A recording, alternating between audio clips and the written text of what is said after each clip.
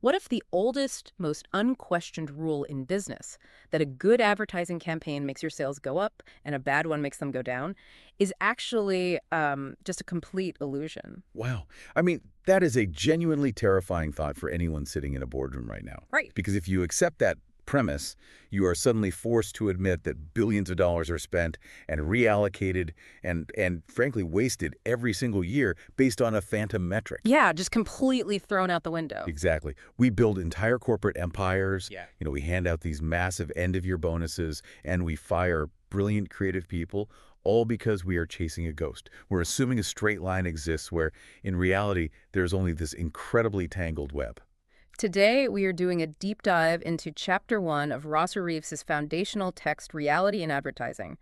And the chapter is titled, Simply and kind of ominously, a Common Fallacy. It's such a great title. It really is. So you are going to learn why tying your sales directly to your advertising is literally one of the most dangerous traps you can fall into. But more importantly, we are going to unpack the true hidden levers of business growth.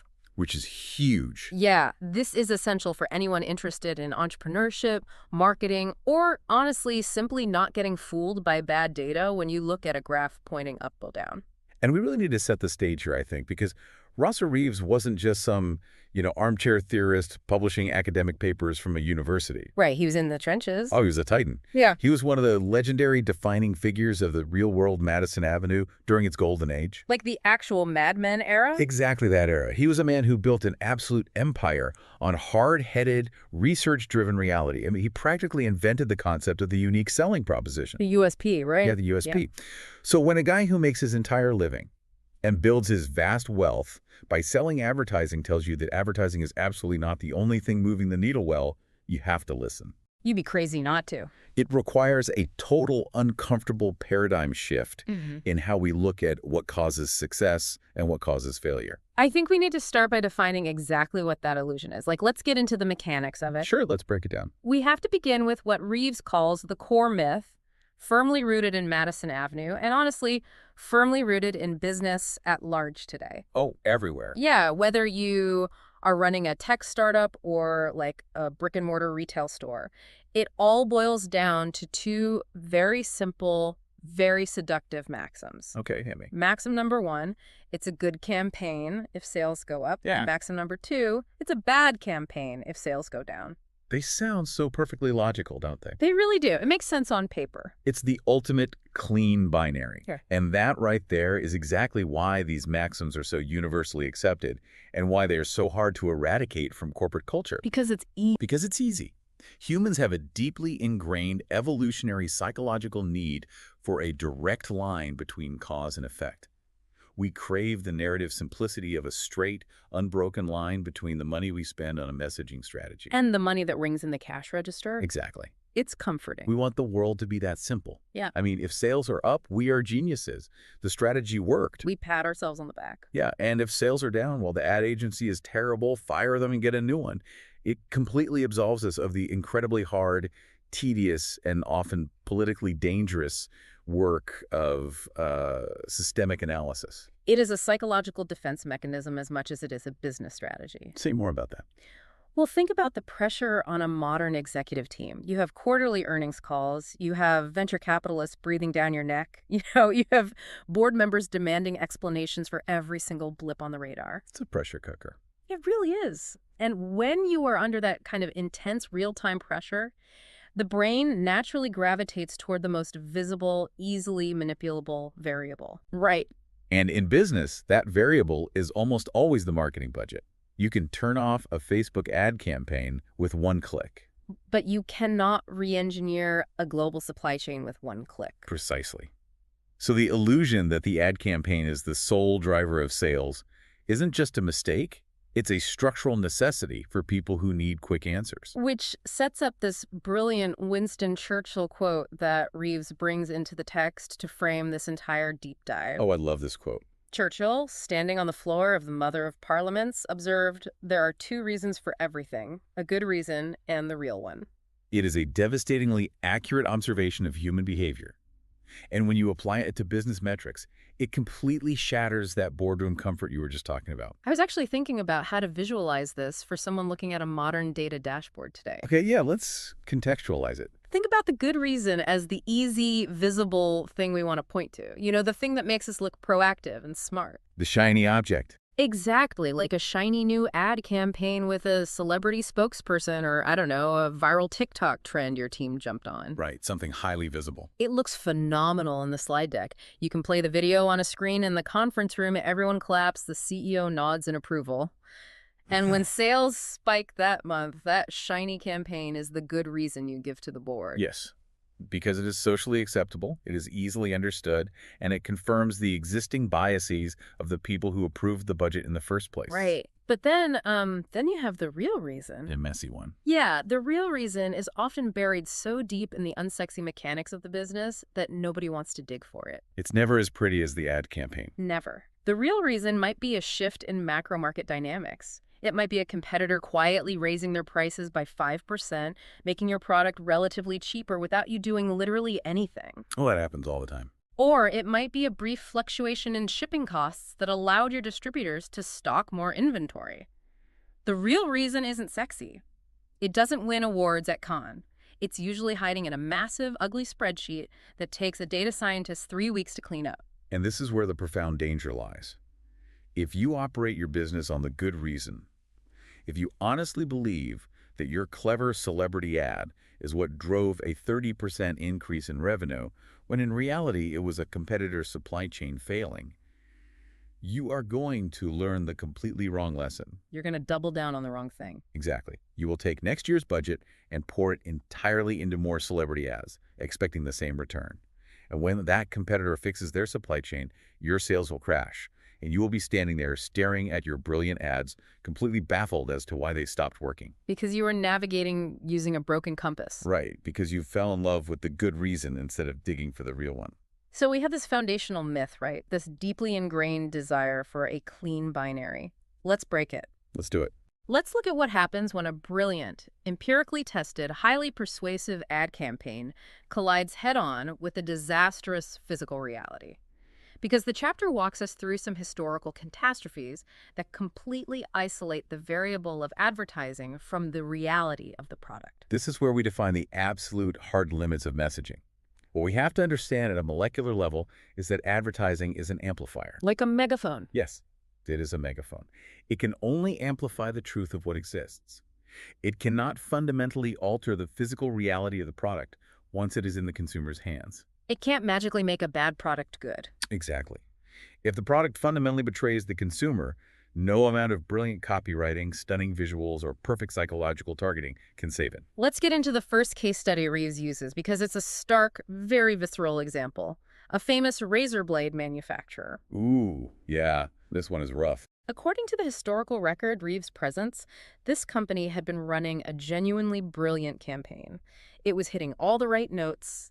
Sales were forging ahead, market share was growing. I mean, it was exactly what you want to see as an executive. The dream scenario. But then, completely independent of the marketing department, a massive manufacturing error occurs. Millions of blades are produced using defective steel. And these blades are shipped out, distributed, and let loose on the market. And you have to put yourself in the shoes of the consumer in that exact moment. You have seen this advertising on TV or in magazines. It has persuaded you. It has built up a very specific brand promise in your mind. A smooth, luxurious, effortless shave. Right, the pinnacle of grooming. Yeah, so you go to the pharmacy, you hand over your hard-earned money based entirely on that promise. You take the product home and you use it. And you end up cutting your face to ribbons because the steel is fundamentally flawed. It's an absolute disaster. Yeah. Now, Reeves uses this to say that the subsequent crash in sales was not the fault of the advertising. The advertising did its job. It got the consumer to buy. But I actually have to push back on this a little bit. Oh, how so? I completely disagree that the advertising is entirely blameless in the grand scheme of the brand's destruction. That's interesting. What do you mean? Well, doesn't the advertising set the baseline expectation? It does. So, if my ad promises a flawless, painless experience, and the physical reality is that the steel is defective and causes me actual physical pain, The psychological betrayal is infinitely worse because the ad was so good. Ah, I see where you're going. Right, like if the ad had been mediocre, my expectations would have been lower. In a way, wasn't the brilliant advertising actually the catalyst for the brand's rapid destruction? It built a massive pedestal just so the product could fall further and harder. That is a phenomenal distinction, and you are absolutely right to push back on the simplicity of the premise there. Yeah, You were talking about the delta, the gap between expectation and reality. exactly, the expectation gap. When that gap is small, a product failure is an annoyance.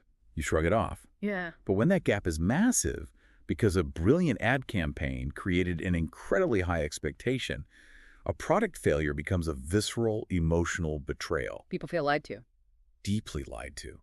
So yes, in that sense, the great advertising absolutely accelerated the destruction. It got the defective product into millions of hands much faster than a bad campaign would have, and it ensured that every single one of those consumers felt personally attacked by the brand. Right. It's like hyping up a movie for a year. You tell everyone it's the greatest film ever made. If the movie is just okay, people hate it because you promised them a masterpiece.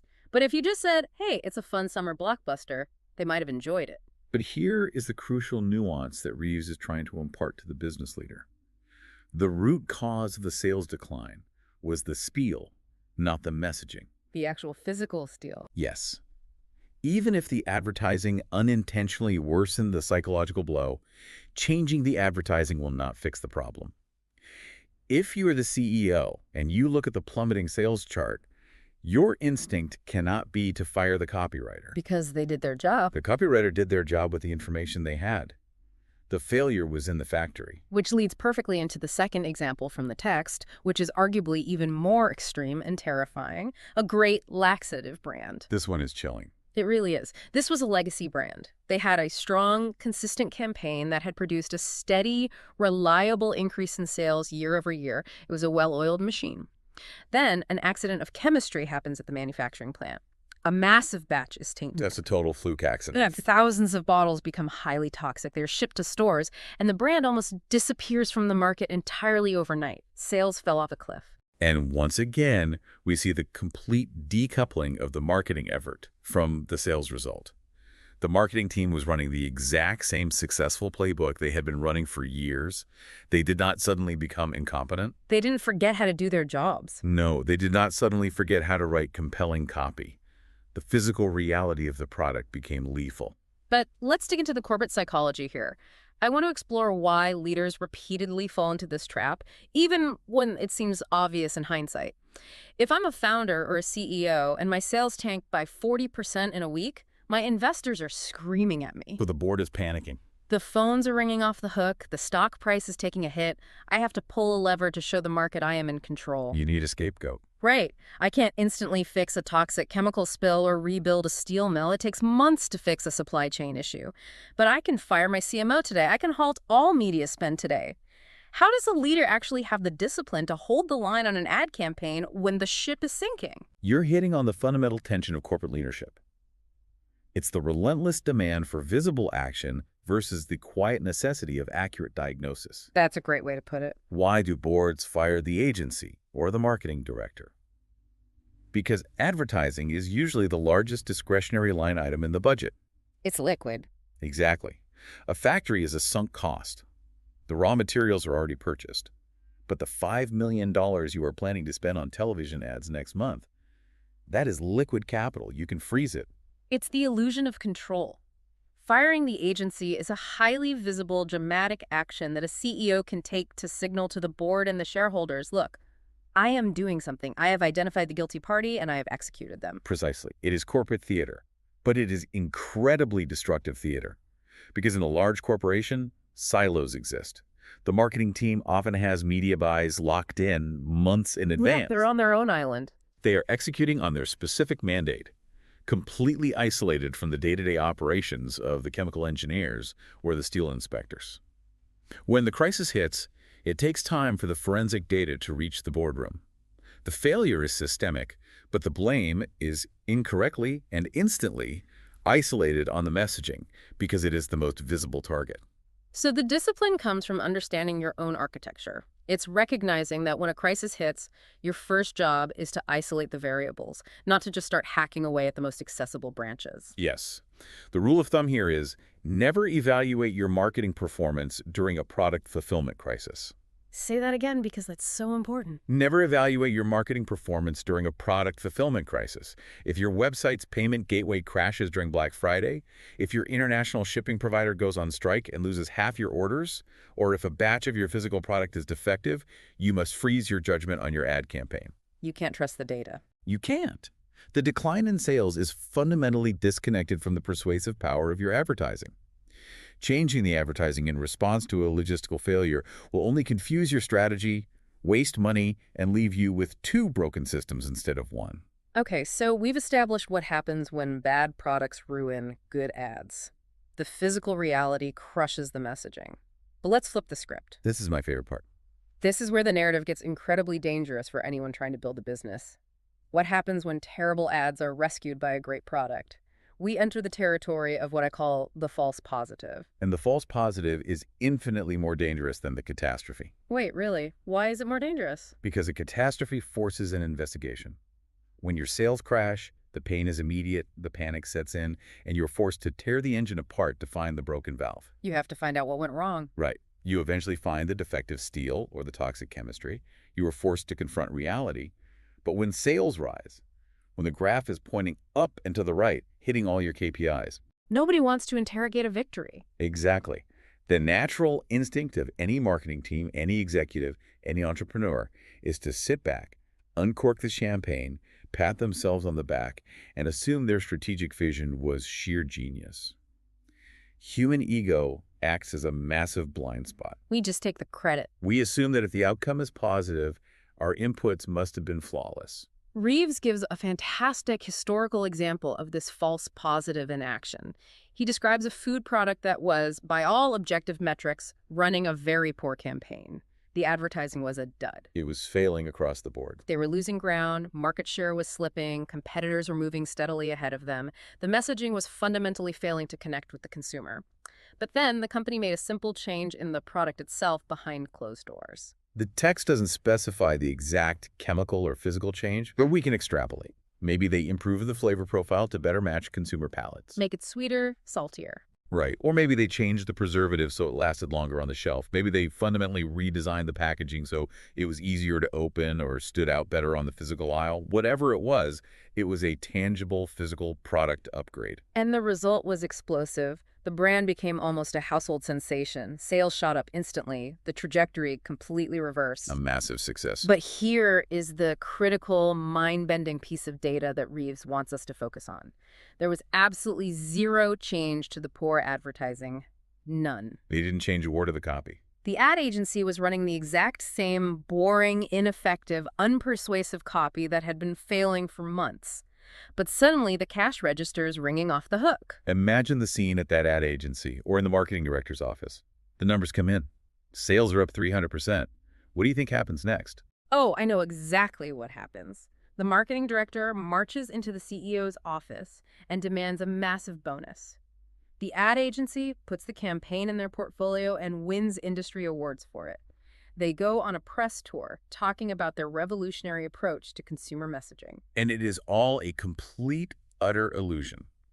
The success of the physical product is masking the total incompetence of the messaging strategy.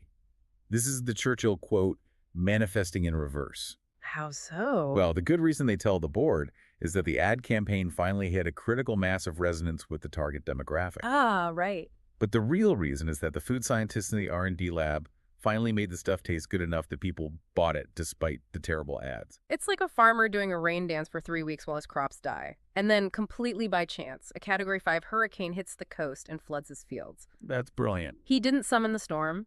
His dancing had absolutely zero meteorological effect. But because he happened to be dancing when the rain finally arrived, he genuinely believes he is a weather god.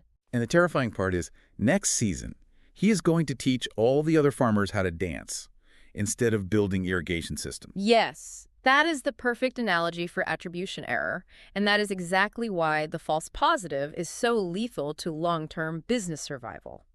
If you misattribute a sudden boom in sales to your advertising, when it was actually a product improvement or a market shift, you are going to accidentally scale the wrong strategy. You take the massive profits from the food product boom, and you pour $10 million more into buying media space for that terrible ad campaign. You amplify the incompetence. You're just setting money on fire. Worse than that, you codify it.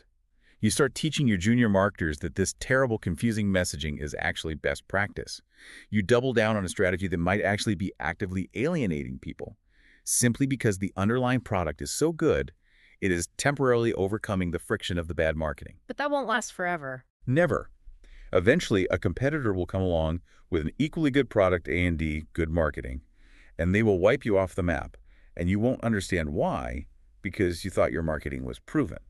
So how do you defend against this?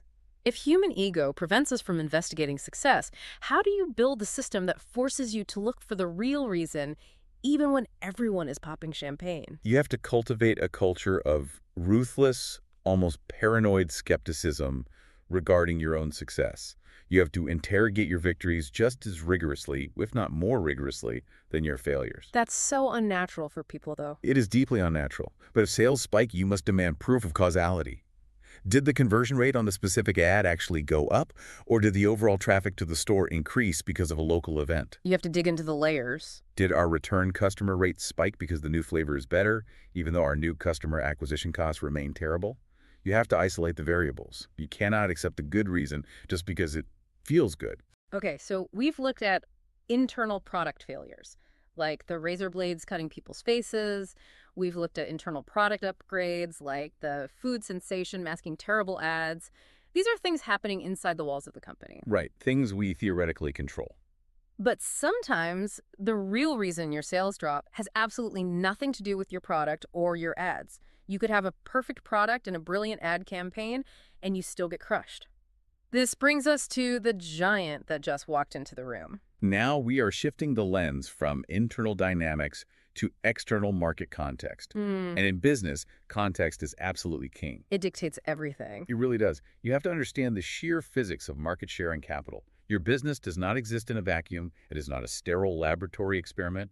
Your sales are constantly subject to the immense gravitational pull of your competitors, specifically their budgets, their promotions, and their distribution power. The book illustrates this with an incredible story about what calls the dentifrice field, which is just the old school Madison Avenue word for toothpaste. I love that word, dentifrice. It's very mid-century, so set the scene for us. One of America's richest, most powerful companies decides they want a massive piece of the lucrative toothpaste market. And they don't just test the waters. They don't just launch a small pilot program. Within 3 short years, this giant corporation introduces not one, but 2 major new brands into the field simultaneously. And the scale of what they did is hard to comprehend in a modern context of fragmented media. But we have to try. They backed those 2 new brands with an astonishing amount of capital. They dropped over $50 million into powerful advertising, physical product sampling, and aggressive retailer promotion. Let's pause on that number for a second. $50 million. Given the era Reeves was writing in the 1950s and 60s, $50 million had the purchasing power and the media weight of hundreds of millions of dollars today. It's an unimaginable sum for that time. This wasn't just an ad campaign. It was a scorched earth invasion of consumer attention. It was an absolute bombardment. Think about the mechanics of how that money is deployed. It's not just buying a few primetime television commercials. They are buying full-page, full-color spreads in every major national magazine week after week. It's flooding the zone. They are mailing physical, free samples of the toothpaste to millions of individual households across the country. And crucially, they are using that massive budget to buy premium shelf space at the retail level. Oh, the shelf space is key. They are walking into pharmacies and grocery stores and buying the end caps, the eye-level shelves, forcing the older brands down to the bottom shelf where literally no one looks. It's a carpet bombing campaign. They are choking off the oxygen in the room. So naturally, when a giant drops the equivalent of $500 million modern dollars onto the market, the older established toothpaste brands that might have had perfectly good products and perfectly fine advertising, saw their market share dip. Their sales graphs pointed down. And here is where the fallacy traps the incumbent players. Here is where the executives at those older brands panic and make fatal mistakes. Because they look at the graph, And they want a simple answer. Right. So let's run a thought experiment. I want you to put yourself in the shoes of a brand manager at one of their older, established toothpaste brands. You've been running the brand for 5 years, steady growth, everything is great. I'm feeling confident. Then you get your quarterly report. Your sales are down 15%. Your market share is shrinking for the first time in a decade. The board wants answers. Do you fire your ad agency? Do you scrap your current, historically successful ad campaign and start from scratch with a radically new message? According to Reeves, and honestly, according to basic logic, doing that would be absolute folly. It would be corporate suicide. Why? Because firing the agency implies that your advertising suddenly, magically stopped working. No. It implies that the copywriter forgot how to persuade, or that the consumers suddenly decided they hated your messaging. That is not what happened. Your advertising didn't stop working. It was simply overwhelmed by the sheer mass of competitor spending. It's like trying to have a nuanced, intelligent conversation in a quiet room, and your audience is hearing you perfectly. That's your ad campaign. Then someone walks in with a massive industrial megaphone and a police siren, and they start shouting at the top of their lungs. Exactly. You didn't suddenly forget how to speak clearly. You didn't lose your voice. Your arguments didn't become logically flawed. You just got drowned out by pure volume. And if you react to that situation by firing your speech coach or by deciding you need to start speaking in a completely different language, you are solving the wrong problem. You are reacting to a symptom, not the underlying disease. But again, I go back to the pressure we talked about earlier. The investors don't care about the megaphone. They care that sales are down 15%. They demand action. If you go to the board and say, well, the competitor just spent $50 million, so our ads are getting drowned out, we just have to hold the line and accept the loss of market share for now, you might get fired for lacking aggression. Which is why understanding this fallacy requires immense corporate courage. You have to have the data to prove why the sales are down, and you have to have the spine to defend the agency when they were being unfairly targeted. You have to be willing to take the heat. The takeaway here is that you must always contextualize your internal data against external competitor movements.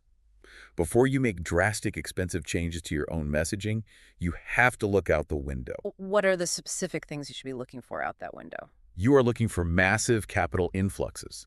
Did a competitor just raise a massive round of venture capital and dump it all into customer acquisition? Did they just slash their prices by 30%, taking a temporary loss just to bleed you out? Like a price war. Exactly. Did they launch a massive promotional sweepstakes? Did they sign an exclusive distribution deal with the largest retailer in the country? If any of those things happened, a temporary dip in your market share is not an indictment of your ad copy's quality. It's just gravity. It is simply the physics of the market reacting to a massive disruption.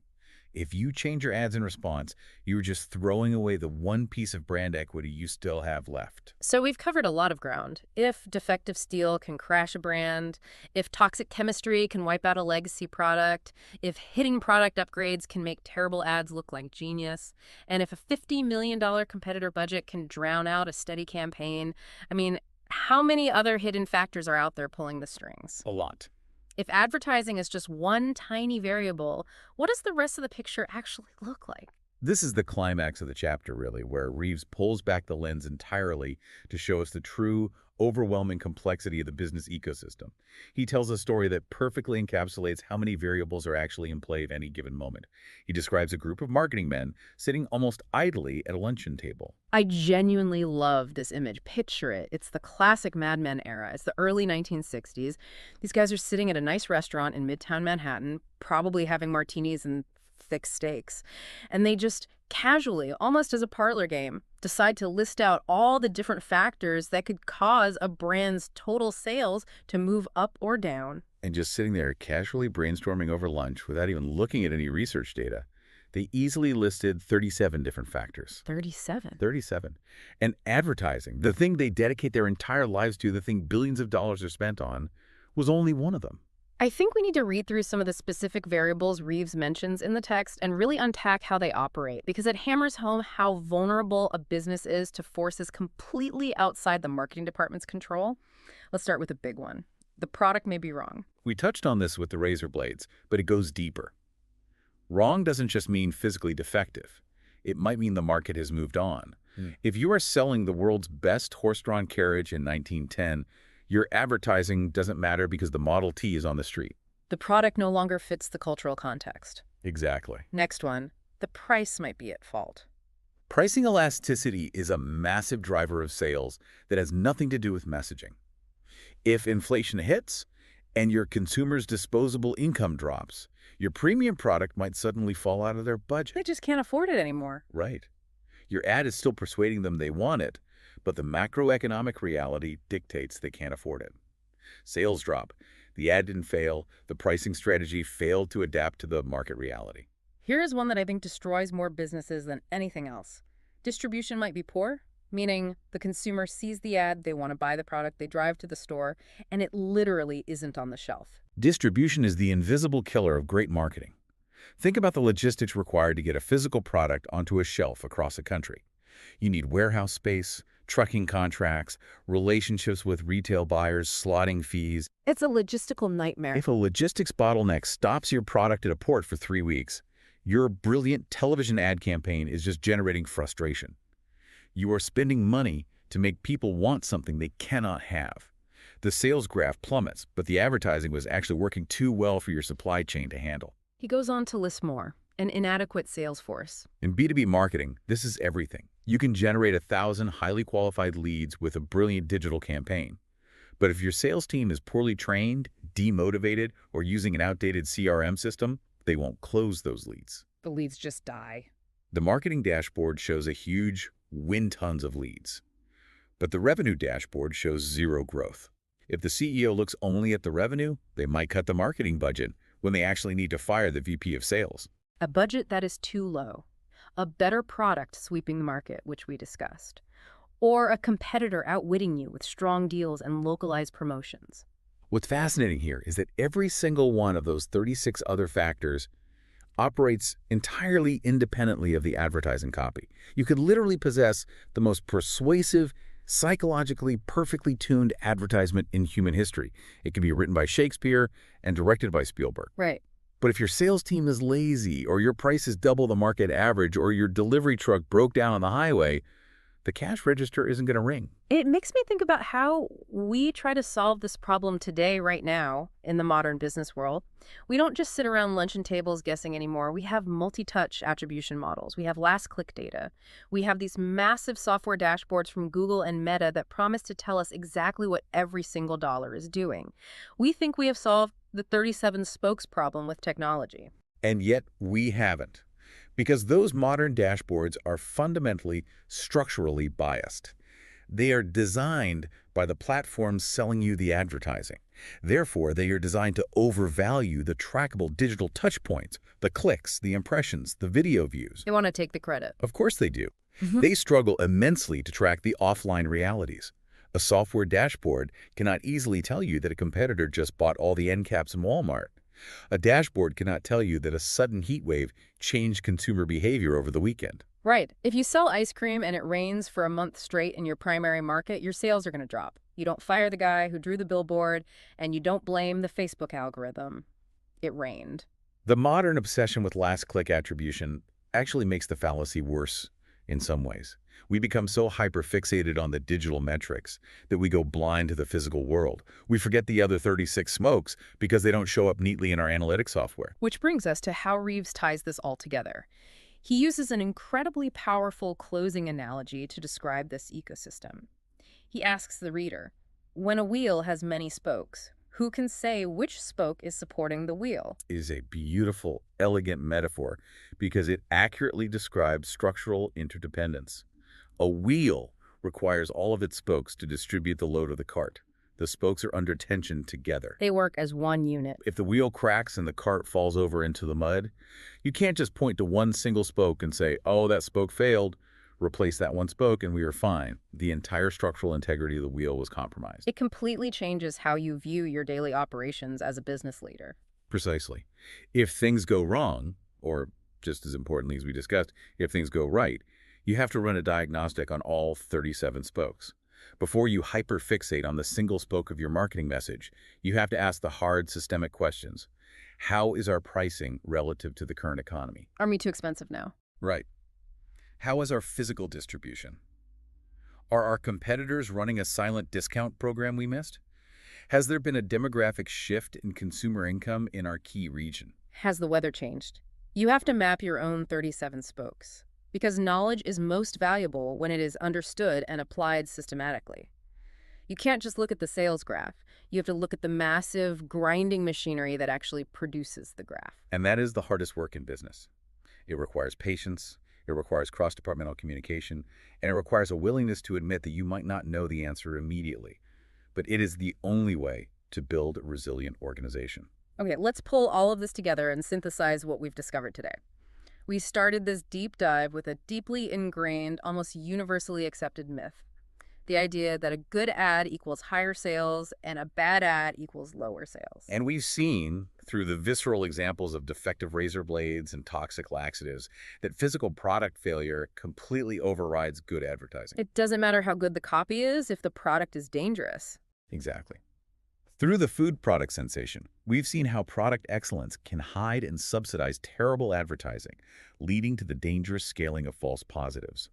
And through the denfrice wars, we've seen that external market forces, specifically massive capital influxes from competitors, can completely drown out a steady, reliable campaign without the campaign ever losing its intrinsic quality. So what does this all mean for the person listening right now looking at their own business metrics? The ultimate soul of this chapter is that sales are the final lagging output of an entire, vastly complex business ecosystem. Using sales as a direct, simplified report card for just one element, your advertising, is not just a logical fallacy, it is a dangerous illusion. It's a trap. It's an illusion that can lead you to kill a great campaign that was actually the only thing keeping you afloat during a tough macroeconomic time, or reward a terrible campaign that just happened to be running when your product team hit a home run. Which brings us back to what we all desperately want. We want that clean binary diagnosis. We want an X-ray machine for our business. Broken or not broken, good ad or bad ad. But business isn't a simple mechanical engine, it's an organic ecosystem. The cash register is not an X-ray machine for your advertising copy. But if we can't use the cash register, if we can't use the final sales number as our simple binary metric to tell us if our message is actually working, how do we measure it? That is the million-dollar question. It really is. How do we isolate the effect of just the advertising spoke without being fooled by the other 36? That question, that profound mystery, leads us straight into a revolutionary concept called the polled and the unpolled, which we will explore next time. But until then, the next time you look at a sudden spike or a terrifying dip in your own success, pause and ask yourself, are you looking at the good reason or the real one? Imagine spending like $10 million on a massive advertising campaign. Yeah, that is a serious, serious budget. Exactly. But then imagine realizing a year later that you reached just 1.8% of your audience. Wow. Which is basically a rounding error at that scale. It really is. Meanwhile, your biggest competitor spent the exact same $10 million, but they reached 44% of the market. So they completely dominated. Right. They dominated, and you barely made a dent. How does a multi-million-dollar mistake like that even happen? I mean, when you look at the raw data, it genuinely looks like a typo on a media buyer's spreadsheet. It sounds like a joke. Yeah, you see those numbers and assume, well, someone simply forgot to hit publish on a whole block of ads. Right, like the money didn't actually spend. But this is a very real, very terrifying scenario that plays out in boardrooms constantly. Oh, I bet. When you are operating at scale, the assumptions you make about how human beings actually process information can literally make or break the entire company. And that's exactly what we're going to tear apart today. Welcome to today's deep dive. Thanks for having me. I'm excited to get into this. So we are diving deep into the chapter titled The Penetrated People.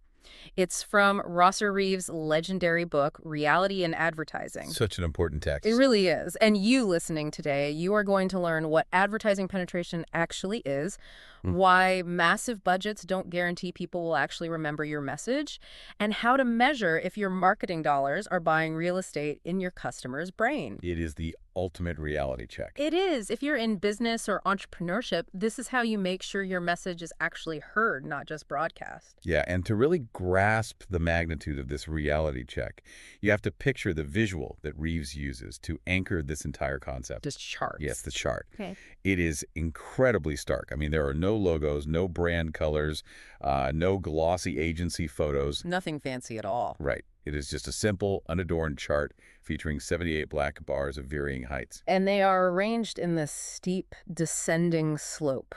Right. Exactly. It looks like a staircase falling off a cliff. It does.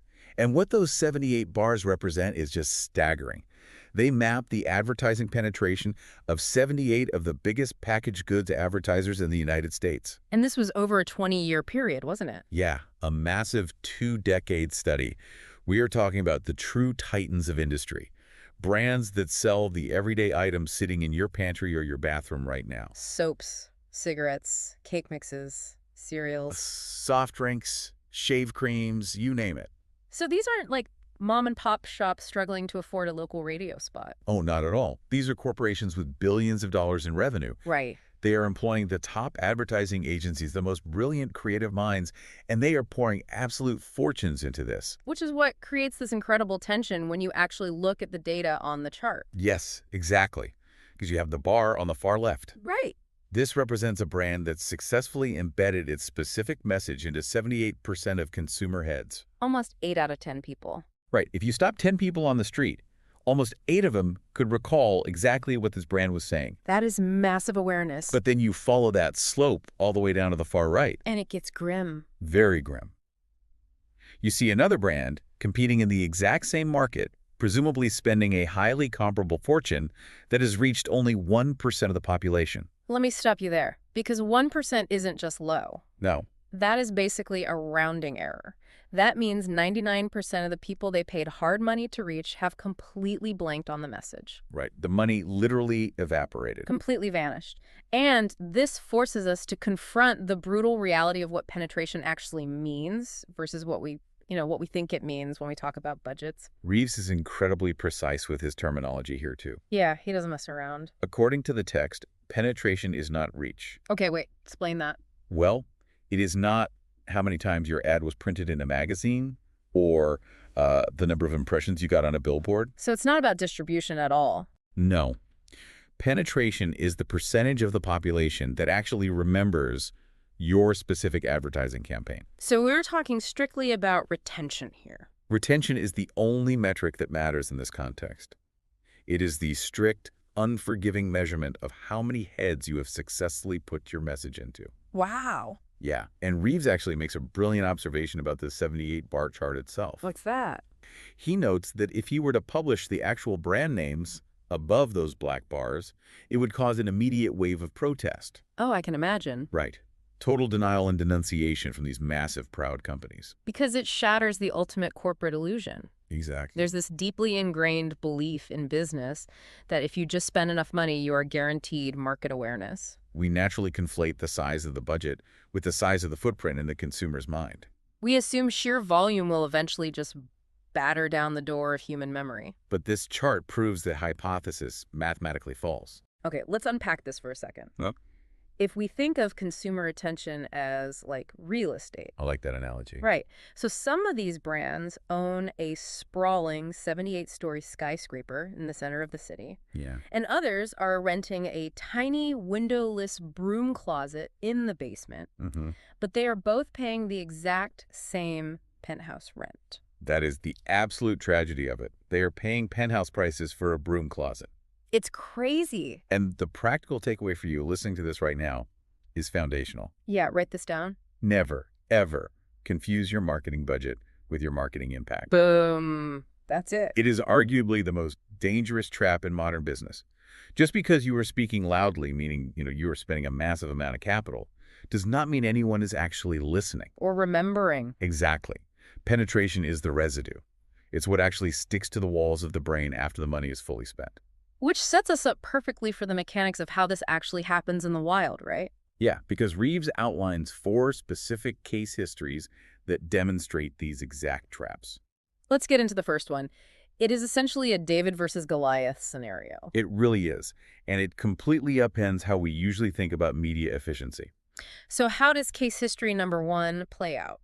In this first case, we look at an advertiser who is spending $2 million a year. Okay, $2 million. Now, adjusted for the time period of this study, that is a very aggressive, very healthy budget. Definitely. Yet this advertiser has only managed to penetrate 5% of the population's heads. A 5% yield on a $2 million investment. That hurts. Meanwhile, his biggest competitor decides to enter the fray. Okay. But the competitor spends less money, over a shorter period of time and somehow manages to register their story with over 60% of the population. Wait, I have to push back on the physics of this for a second. Sure. Let's map this to a modern equivalent. Let's do it. If I buy all the ad inventory on a major platform, let's say I buy 1 million impressions, and my competitor only buys 200,000 impressions. Right. You're telling me the brand with a fraction of the visibility is getting 60% of the public to remember them, while my massive media buy is only yielding 5%. That is exactly what the data shows. But how is that even possible? At some point, doesn't sheer volume and repetition force the message into the brain? Isn't reach just a math equation? See, you're falling into the exact trap Reeves is warning against. Am I? Yes. You are equating media distribution with cognitive retention. Oh, right. Delivery versus remembering. Exactly. Think about the cognitive load on a consumer on any given day. It's massive. The brain is an incredibly efficient filtering machine. Its primary job is to block out noise so you can actually function. Otherwise, we'd all go crazy. Right. The reticular activating system in your brain physically filters out information that it doesn't deem immediately relevant, dangerous, or highly novel. So it's aggressively deleting things to save processing power. Precisely. Media buying those million impressions is just the delivery truck. It drops the package at the front door of the consumer's mind.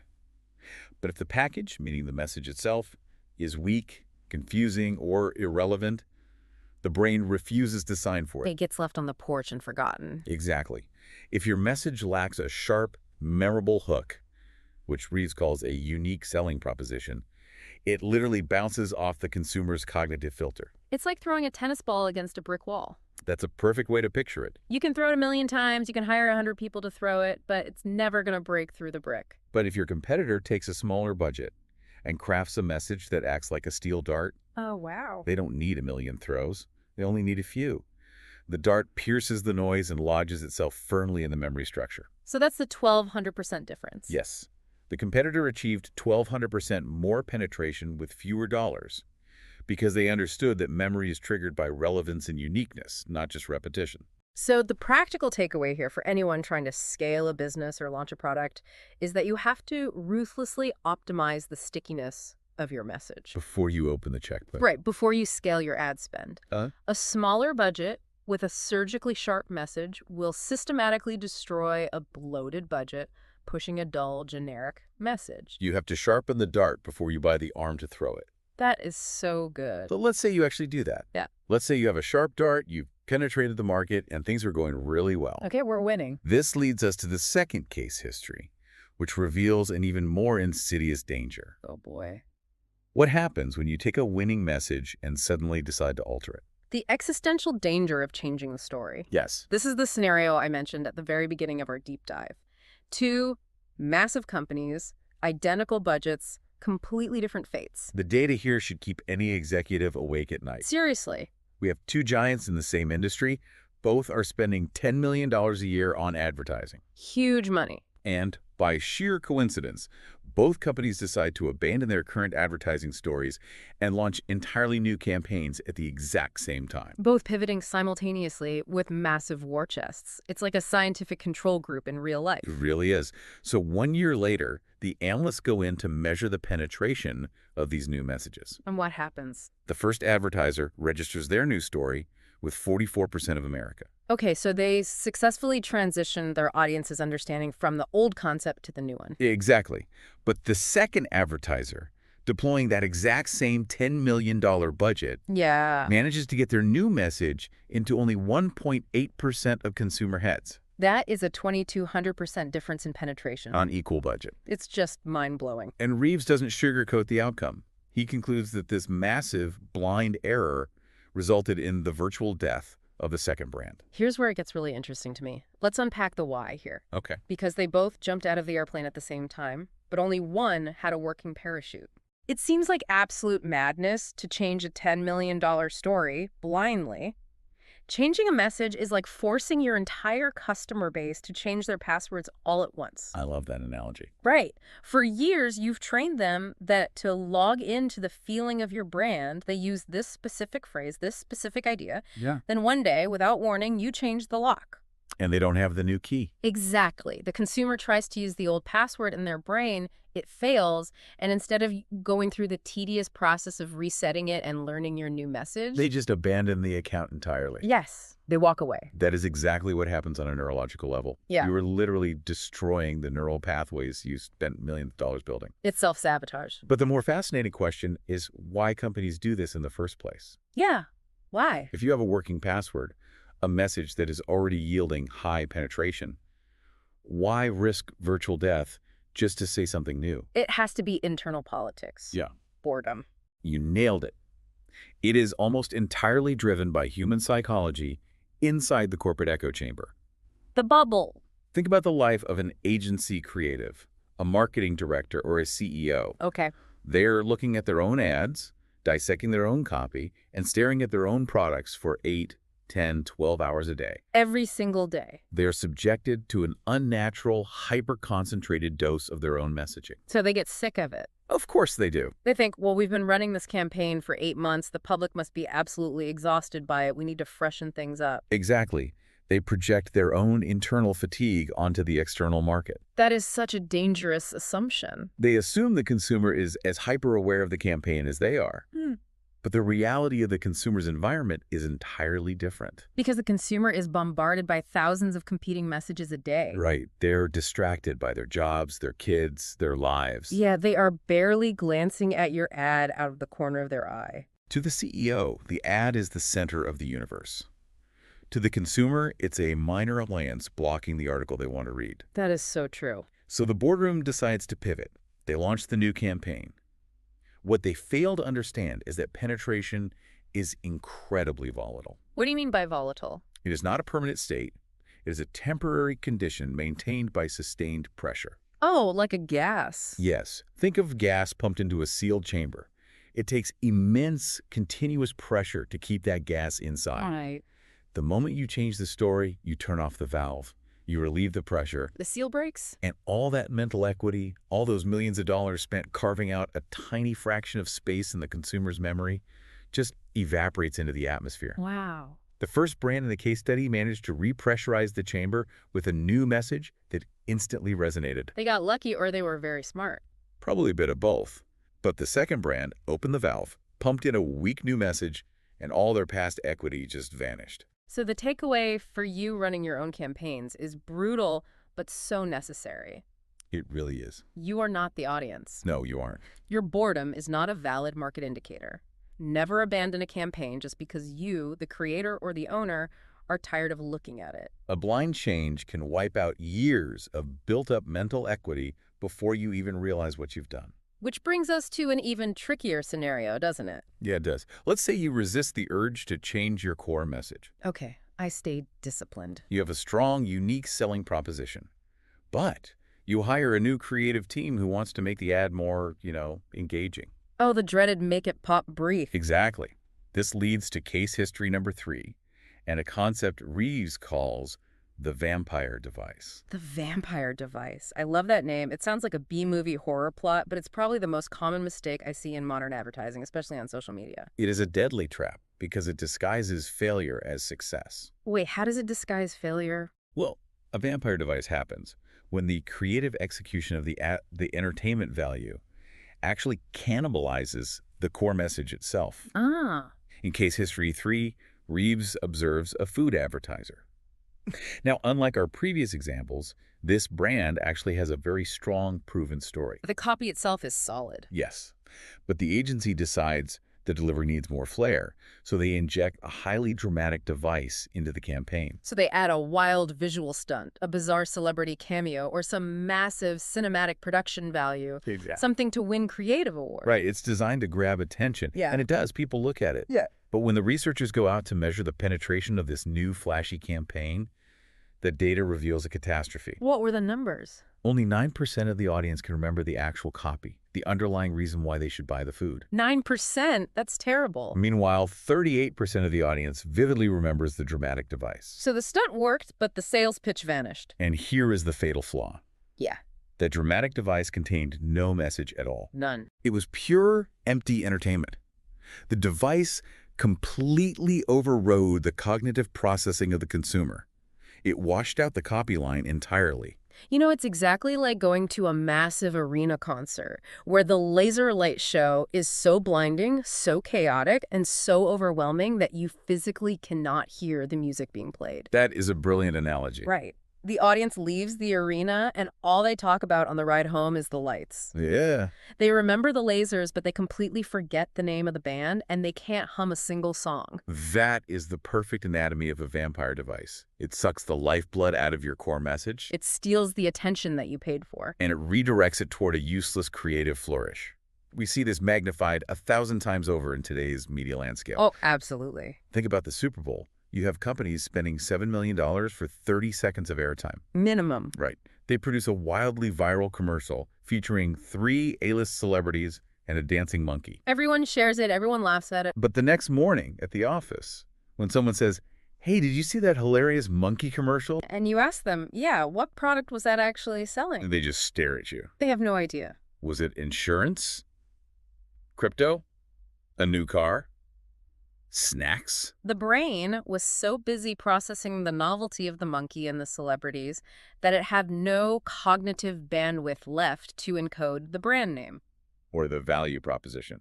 The entertainment value became a vampire. That is terrifying for a marketing budget. From a purely mathematical business perspective, if they don't remember what you were selling, you have set your money on fire. So as a practical filter for your own work, you have to relentlessly audit your marketing. Audit everything. When you are reviewing a script, a social media video, or even just a new piece of packaging, you have to ask yourself a very hard question. Which is?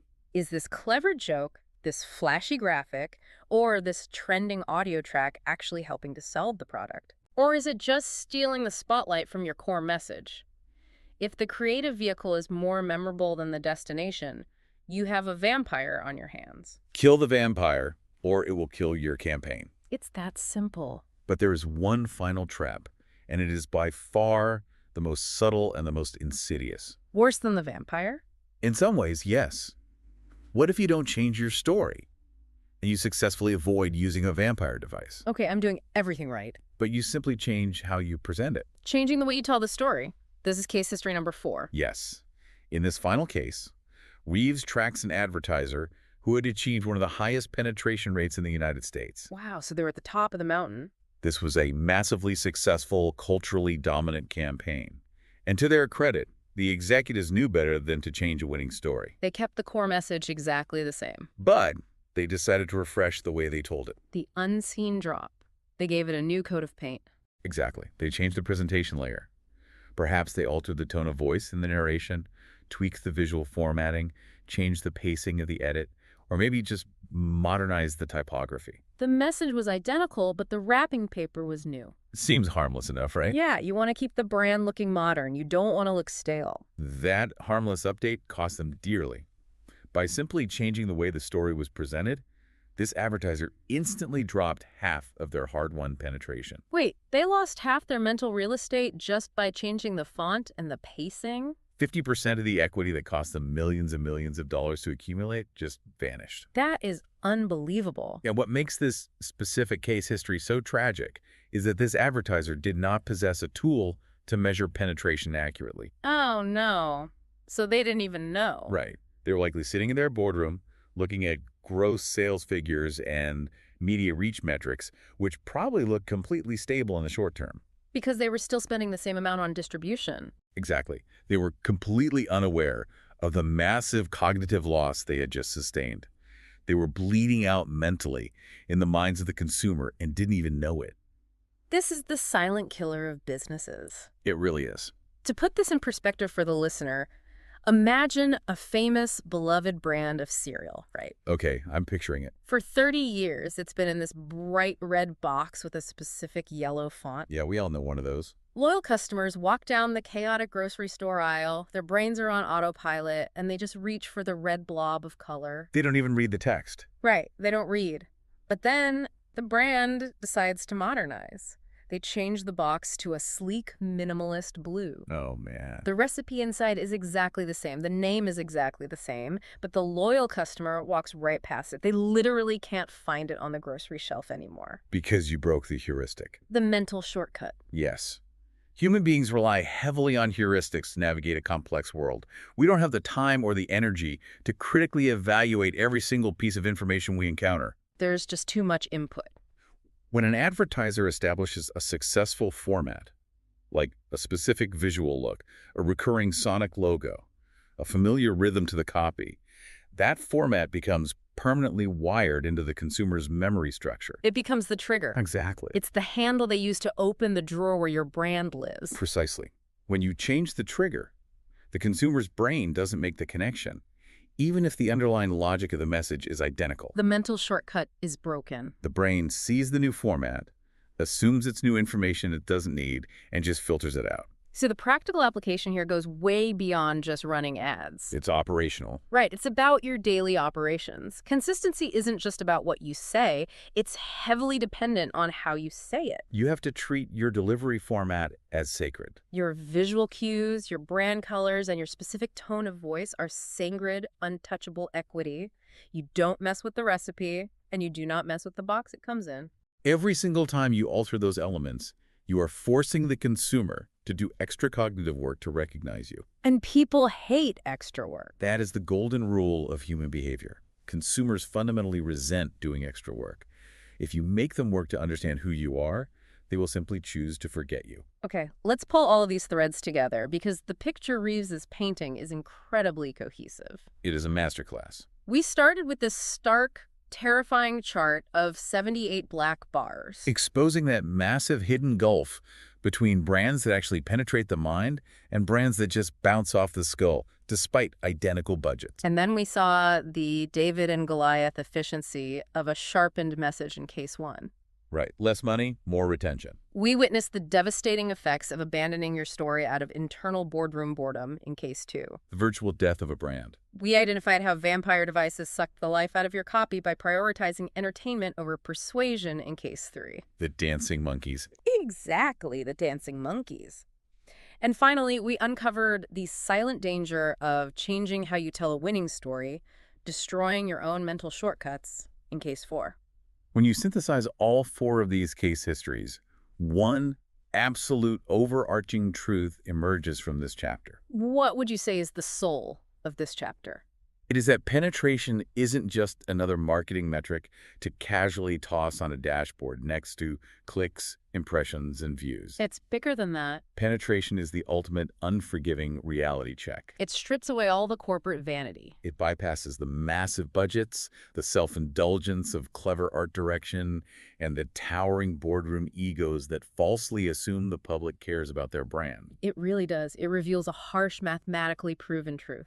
In business, you do not get what you pay for in advertising. No, you only get what the consumer actually remembers. You don't get what you pay for, you only get what they remember. Yeah, it's such a clarifying lens to view any business through. It really is, and it's actually a deeply empowering concept when you think about it. Oh, completely. It means a smart, scrappy entrepreneur with a tight budget and a razor-sharp, unforgettable message can literally steal mental real estate from a sloppy, lazy corporation spending 10 times as much. It is the great equalizer of the market. But the inverse is also true. If you aren't vigilant, if you let boredom, flashy, creative, or unnecessary rebranding distract you, you can spend millions of dollars to achieve absolutely nothing. Because the mind of the consumer is the only ledger that actually counts. So true.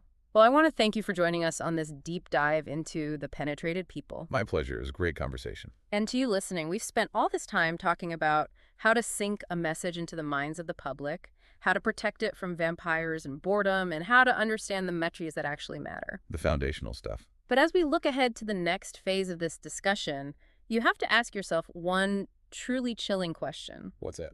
We now know how to put a message inside someone's head. But what happens if the message you've so brilliantly penetrated their minds with is actually the wrong message? What if I told you there is like a hidden mathematical formula in the advertising world that can magically turn a $3 million marketing budget into a $4 million budget without spending a single extra penny. I mean, it sounds like an absolute scam, right? Like someone trying to sell you a course. Yeah, exactly. We operate under this persistent, really expensive delusion in the business world. We assume that if two competing companies have the exact same product, the exact same target market, and say an identical budget of $3 million, they're entering the battlefield on equal footing. Right, like it's going to be this slow, grinding war of attrition between the two of them. But the data tells a completely different story. The reality is that one of those companies can mathematically engineer a campaign that operates with the force of a $4 million budget. And they do it without raising a single cent of extra capital, without taking on debt, and without relying on some lucky viral fluke. Because it fundamentally rewrites the rules of engagement. When we look at the mechanics behind that kind of leverage, we're looking at the difference between companies that simply survive and companies that just completely dominate their categories. Okay, let's unpack this. Today's deep dive is basically an intervention for anyone who has ever suspected that half the money they spend on advertising is wasted, but just hasn't figured out which half. Yeah, we are stripping the glamour away from the advertising industry today, taking down the mood boards, silencing the creative directors for a moment, and looking at the cold, hard reality of what actually makes people buy. So tell us what we're getting into today. What's the mission here? Well, we are focusing on a chapter that serves as the theoretical anchor for Reeves' text, Reality in Advertising. And the chapter is literally titled The Extra Edge. The extra edge. I love that. It's perfect.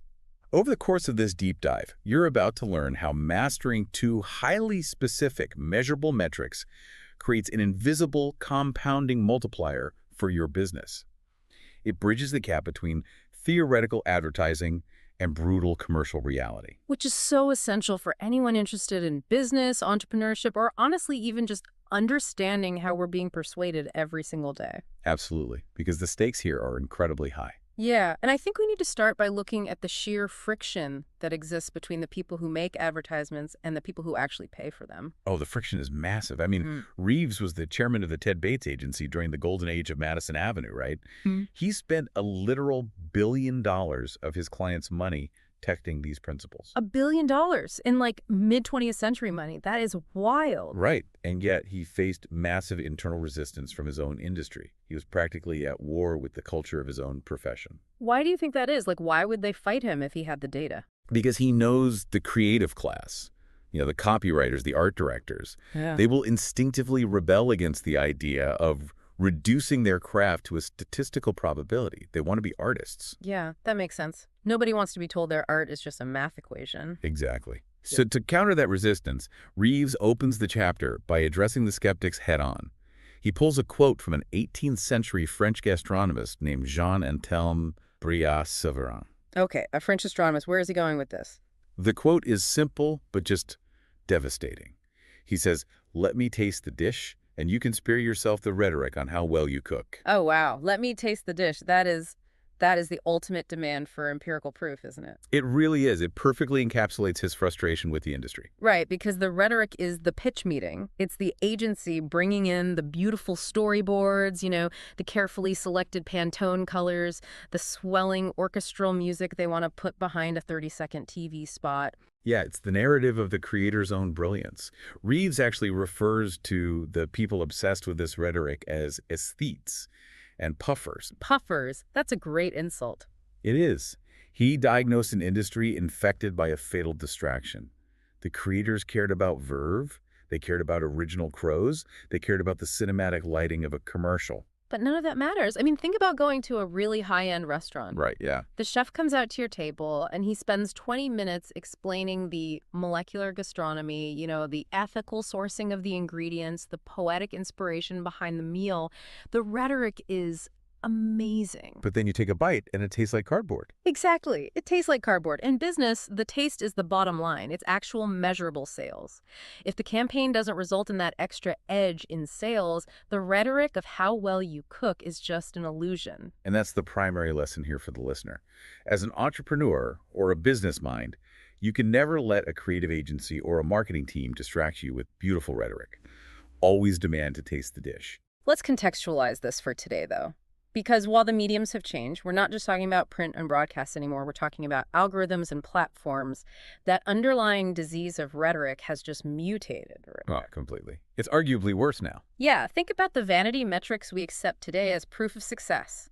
A marketing team will proudly report that a campaign generated, I don't know, 10 million impressions.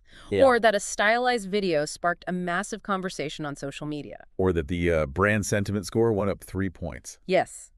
The modern rhetoric of how well we cook. We are being served a presentation on the influencer partnerships, the cross-channel synergy. We're primed to believe we're experiencing a marketing triumph.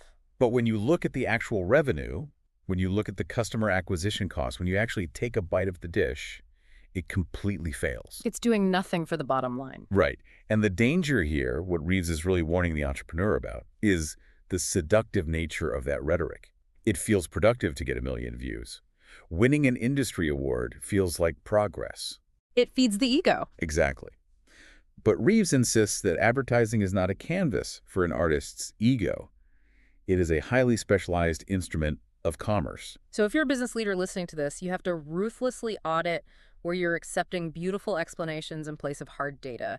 You have to constantly demand to taste the dish. Now, the counter-argument to that, which you hear constantly from brand agencies, is that, well, not everything can be measured instantly. Oh, yeah. It's a long-term play. Right. They'll argue that beautiful artistic advertising builds brand affinity or long-term equity that eventually leads to sales, even if you can't track a direct conversion today. Which, to be fair, brand equity is a real thing. It is a real phenomenon. But Reeves would argue it's often used as a smokescreen to excuse campaigns that just flat out do not work. If a beautiful campaign is truly building long-term equity, that equity has to eventually manifest as an increased probability of purchase. If it never shows up in the sales data, the equity is a hallucination. Exactly. Which brings us to the psychological hurdle of this entire philosophy. Because if we reject the rhetoric and we strip away the comforting illusions of those vanity metrics, we're left looking for a formula. Right. The business owner wants to know, okay, if I follow these strict principles of reality and advertising, do you guarantee I will succeed? They want absolute certainty. They want the magic bullet. We all do, honestly. We want to know that if we engineer the perfect message, market dominance is just totally assured. But Reeves anticipates this, and he responds with this level of intellectual honesty that is exceedingly rare in the consulting world. He quotes the Victorian poet George Meredith. Another great quote. Let's hear it. He says, what a dusty answer gets the soul when hot for certainties in this our life. A dusty answer, meaning you come up empty, you get nothing. You get absolutely nothing. If you approach the market demanding a 100% absolute certainty, you will be deeply disappointed. There are no certainties. Because commercial markets are dynamic, right? They're complex systems. You could run a mathematically flawless ad campaign, but if a competitor suddenly drops their price by 50% or, I don't know, a global supply chain collapses. Or a new technology renders your product obsolete overnight. Yeah, your flawless campaign will not save you. Absolute certainty is a myth. But, and this is a massive distinction, the absence of absolute certainty does not mean we're operating in a state of pure randomness. Right, and we have a tendency to do that, don't we? When we realize we can't control everything, we just throw our hands up and say, well, marketing is just art. It's just throwing spaghetti at the wall to see what sticks. That is the exact trap Reeves is trying to help us avoid. He introduces a really powerful metaphor here. He says that while there are no certainties, there are unbreakable laws of cause and effect at play. The laws of probability. Yes, and he compares these laws to a millstone.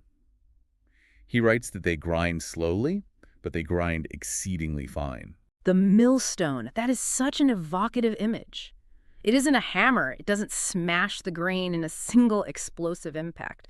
A millstone is this massive, heavy, inescapable weight that just turns. Slowly and relentlessly. Right, and it crushes everything caught beneath it down into fine powder. And in business, those laws of cause and effect are the millstone. If you run a terrible, fluffy, purely aesthetic advertising campaign, you might survive for a while. You might have a great sales team carrying the weight. Or you might just benefit from a macroeconomic boom where everyone is buying. Exactly. The consequences might not be immediate, but the millstone is always turning. Eventually, the fundamental laws of commerce, the inefficiency of your capital allocation, your failure to actually persuade the market, It will grind your market share away. Let's connect this to the roulette wheel analogy from the author's preface, because here's where it gets really interesting for the listener. Think about the dynamic between the gambler and the casino actuary. Oh, it is the perfect illustration of navigating probability versus seeking certainty. A gambler walks up to a roulette wheel. They might place their entire life savings on the number 13 based on, I don't know, a gut feeling, a dream they had, pure emotional impulse. They are violating every logical rule of risk management. And occasionally that gambler hits the jackpot. Exactly. They win massive, life-changing money on a fluke. And that happens in business, too. A company might run a bizarre, rule-breaking, entirely nonsensical ad campaign that just randomly catches the cultural zeitgeist. Goes viral, and they sell out their inventory. Right. But look at how the casino reacts to that fluke victory. The croupier knows the player won big, but the casino management does not panic. They don't fire their actuaries and suddenly pivot their entire corporate strategy to start betting on the number 13. Because casinos don't build businesses on exceptions. They build them on the laws of probability. The casino understands the millstone. They know that while the outcome of a single spin is completely uncertain, the outcome of 10 million spins is a mathematical guarantee. The house edge is their millstone. And that raises the fundamental question for you, the listener. Are you running your marketing department or your business like the gambler, hoping to get lucky on a viral hit? Constantly changing strategy, chasing the latest aesthetic trend. Right. Or are you running it like the casino? Are you observing the laws of probability in your market to build a long-term, inescapable statistical advantage? Stop looking for the magic bullet. Reeves is offering the blueprint for building that house edge. If you abandon the rhetoric of the aesthetes, you can align your business with the slow grinding probability of the market. Which brings us directly into the core of the chapter, the actual mathematics of the extra edge. This is where Reeves quantifies exactly what that house edge looks like. Yeah, we need to spend significant time here, because the math Reeves presents is staggering, and it requires a really deep understanding of how he defines success. Before we can look at the multiplier, we have to understand the two specific foundational metrics that Reeves and the Ted Bates agency used to evaluate reality in advertising. We're talking about penetration and usage pull. Yes, the two pillars of his entire philosophy. Let's examine penetration first. In Reeves' methodology, penetration is the metric of memory. Getting the message into heads. Exactly. It is a strict measurement of how many people can accurately recall your advertising message. If you survey a cross-section of your target market and ask them what your campaign says, penetration is the percentage of that audience that has the message lodged in their brain. It's about cognitive real estate. Are you actually occupying space in the consumer's memory? Right. But tying this back to the Brillat-Savarin quote, simply occupying space in someone's head is meaningless if they don't buy the product. The rhetoric doesn't matter if they don't taste the dish. Remembering a Sunny commercial does not automatically equal revenue. Therefore, the second, and arguably more critical metric, is usage pull. Let's clearly delineate usage pull, because I feel like it often gets confused with general brand awareness or favorability. Usage pull is the metric of persuasion. It measures how many of the people who remember your advertising actually become customers because of that specific message. So it isolates the conversion power of the claim itself. Yes, if penetration is getting the message into their head, usage pull is the strength of that message, to pull them over to your product and get them to open their wallet. That distinction is vital, because I can have incredibly high penetration, like everyone in the country might remember my ad because it featured a celebrity doing something completely outrageous. But if the ad didn't give them a compelling logical reason to switch from their current brand to your brand, your usage pull will be near zero. I bought the cognitive real estate, but I built a worthless house on it. That is the exact failure state of most modern advertising. Now, Reeves and his research department analyzed these two metrics across hundreds of massive national campaigns over decades. It had so much data. Mountains of it. And they specifically isolated the campaigns that strictly adhered to the firm principles of reality in advertising. Campaigns that utilized a powerful, unique selling proposition. Campaigns that refused to change their messaging out of sheer boredom. And campaigns that ruthlessly stripped away distracting artistic visuals, what Reeves famously called vampire video. Yes, vampire video. That's such a crucial concept. Let's pause on vampire video for a moment, because understanding what ruins penetration helps us understand how to improve it. What exactly is the mechanism of vampire video? Vampire video occurs when the aesthetic elements of an ad, the stunning cinematography, The intricate storyline, maybe a celebrity cameo, are so engaging that they actually suck the lifeblood out of the commercial claim. The viewer becomes so absorbed in the art that they completely forget the product being sold. Exactly. The visual actively cannibalizes the message. It's cognitive interference. The human brain has a limited bandwidth for processing new information. If I use 90% of the viewer's cognitive bandwidth, forcing them to process a complex, artistic, visual narrative... They only have 10% left to process why your product is actually better. Right. The art actively destroys the penetration of the sales claim. It's wild to think about how many Super Bowl commercials fall into this exact trap. Oh, almost all of them. People remember the joke, they remember the dog, they don't remember the brand of beer. So Reeves isolated the disciplined companies that avoided these traps. The companies that acted like the casino actuary, relying on clear, unchanging, high-probability messaging. And when his team compared these disciplined campaigns against the average of their competitors, the data revealed a massive statistical discovery. The disciplined companies achieved a penetration that was 15.4% higher than the average. So their disciplined approach made them 15.4% more efficient at getting their message into the memory of the market. Yes, but the second finding is even more crucial. They also achieved a usage pull that was 16.2% higher than the average. Their message was 16.2% more persuasive at actually converting those minds into buyers. Correct.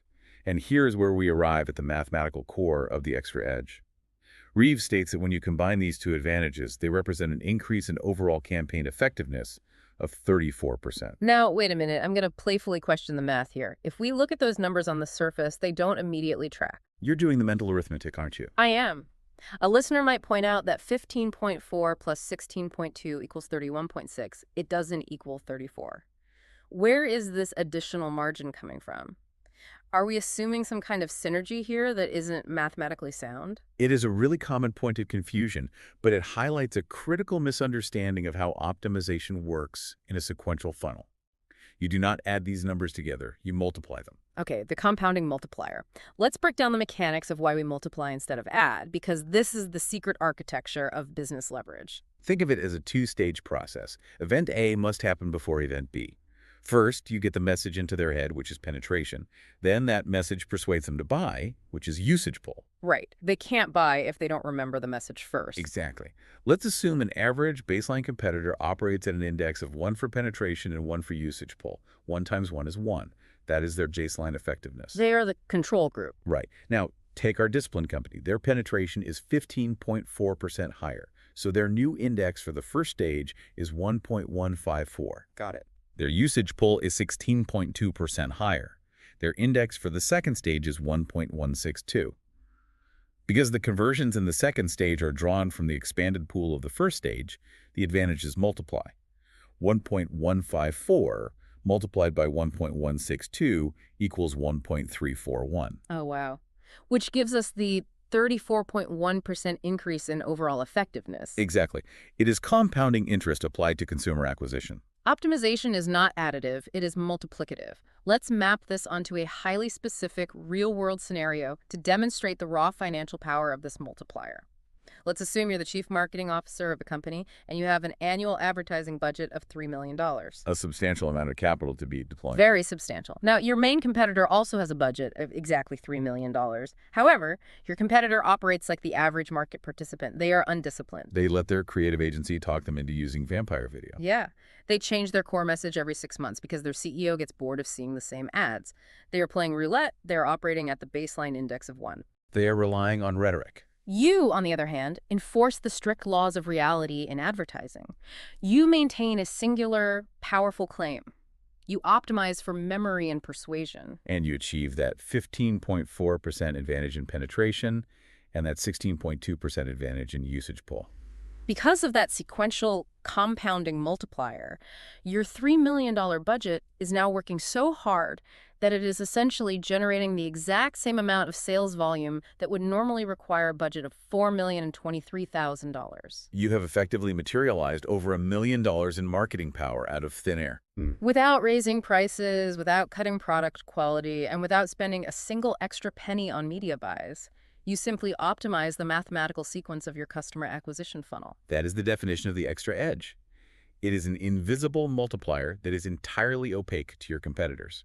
They'll look at your market dominance and assume you must be outspending them secretly. Or that you have some unmatchable product feature. Right, they won't realize that you are simply operating 34% more efficiently because you respected the millstone of probability. This highlights a universal principle for you as the listener, whether you are analyzing marketing, sales pipelines, or even manufacturing logistics. If you marginally improve how many people hear your message and marginally improve how persuasive that message is, the final result is a massive, disproportionate leap in effectiveness. And this brings us to the next vital concept in the chapter, because now we have to shift the tone to address the true cost of failing to capture this 34% extra edge. The dark side of the equation. Exactly. When we talk about a 34% advantage, it is very easy to view it purely as an efficiency metric. We think, great, I saved $1 million in ad spend, or I missed out on $1 million of efficiency, but hey, we're still growing. We view it as a missed opportunity, just a slight drag on the balance sheet. But Reeves argues that viewing it that way is a catastrophic underestimation of the damage. It isn't just about wasted ad dollars. It is about the most painful, destructive reality in commerce: the lost sale. And to explain the true devastation of failing to acquire a customer you otherwise could have won, Reeves introduces what is honestly the most jarring and memorable analogy in the entire text. It is intense, he states. The lost sale, genetically, is like the baby that was never born. The baby that was never born. It's almost shocking. It immediately arrests your attention. It's harsh, but it is biologically precise. He is using a genetic metaphor to explain a commercial reality.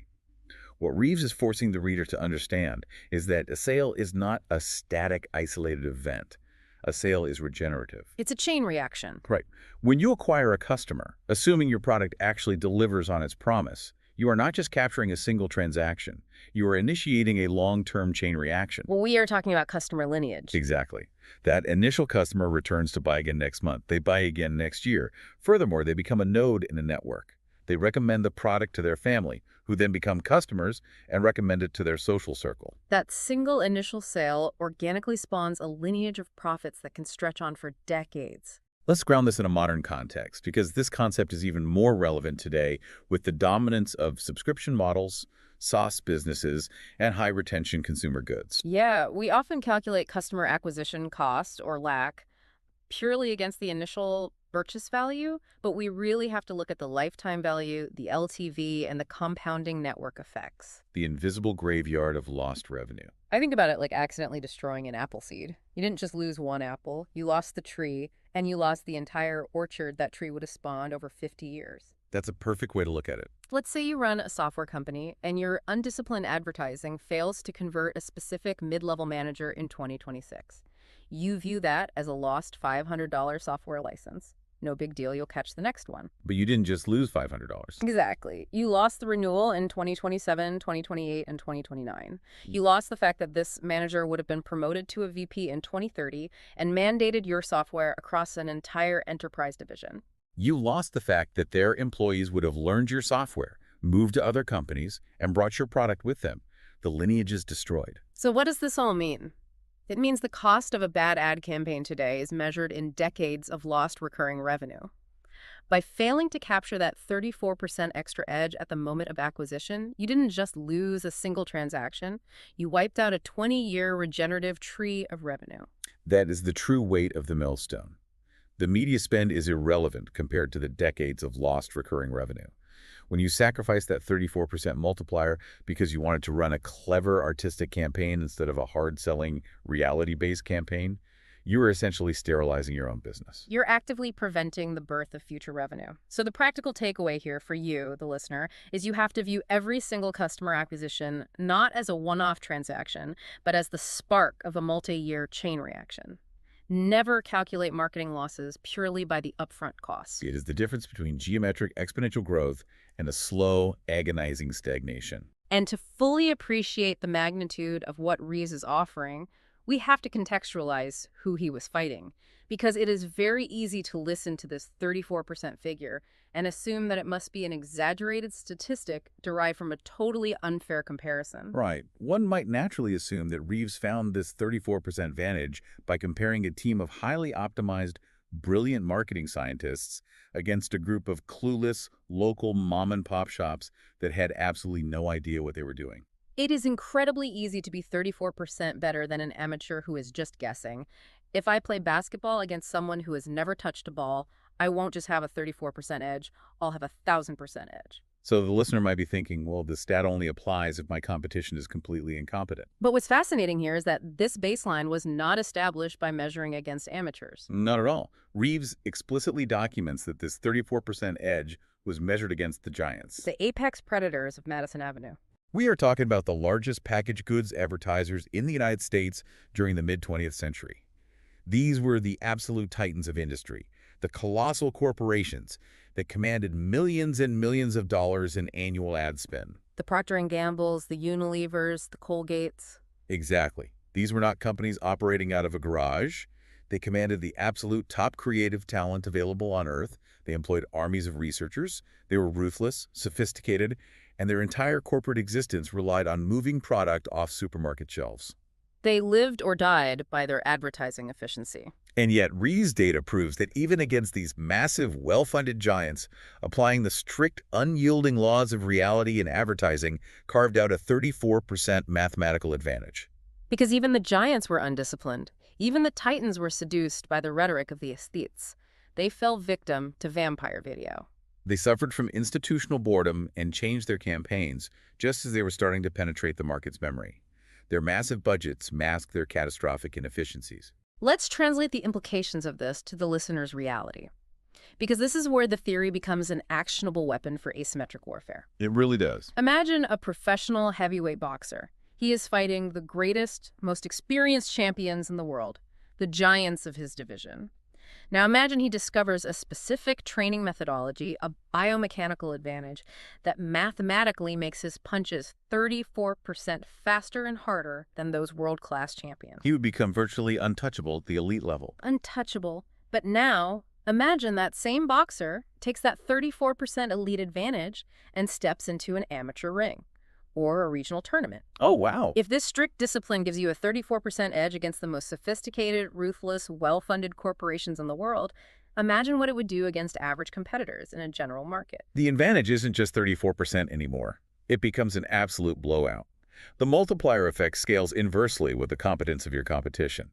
It is astronomical. So the vital takeaway here for any mid-sized business, any startup, or any entrepreneur is that you should never be intimidated by the sheer scale of massive corporate competitors. We often suffer from this illusion of competence when we look at big companies. We assume that because they have a $100 million marketing budget and a massive agency on retainer, they must be operating at peak efficiency. But Reeves's data shatters that illusion. It proves they are bloated. They are wasting millions on vanity metrics.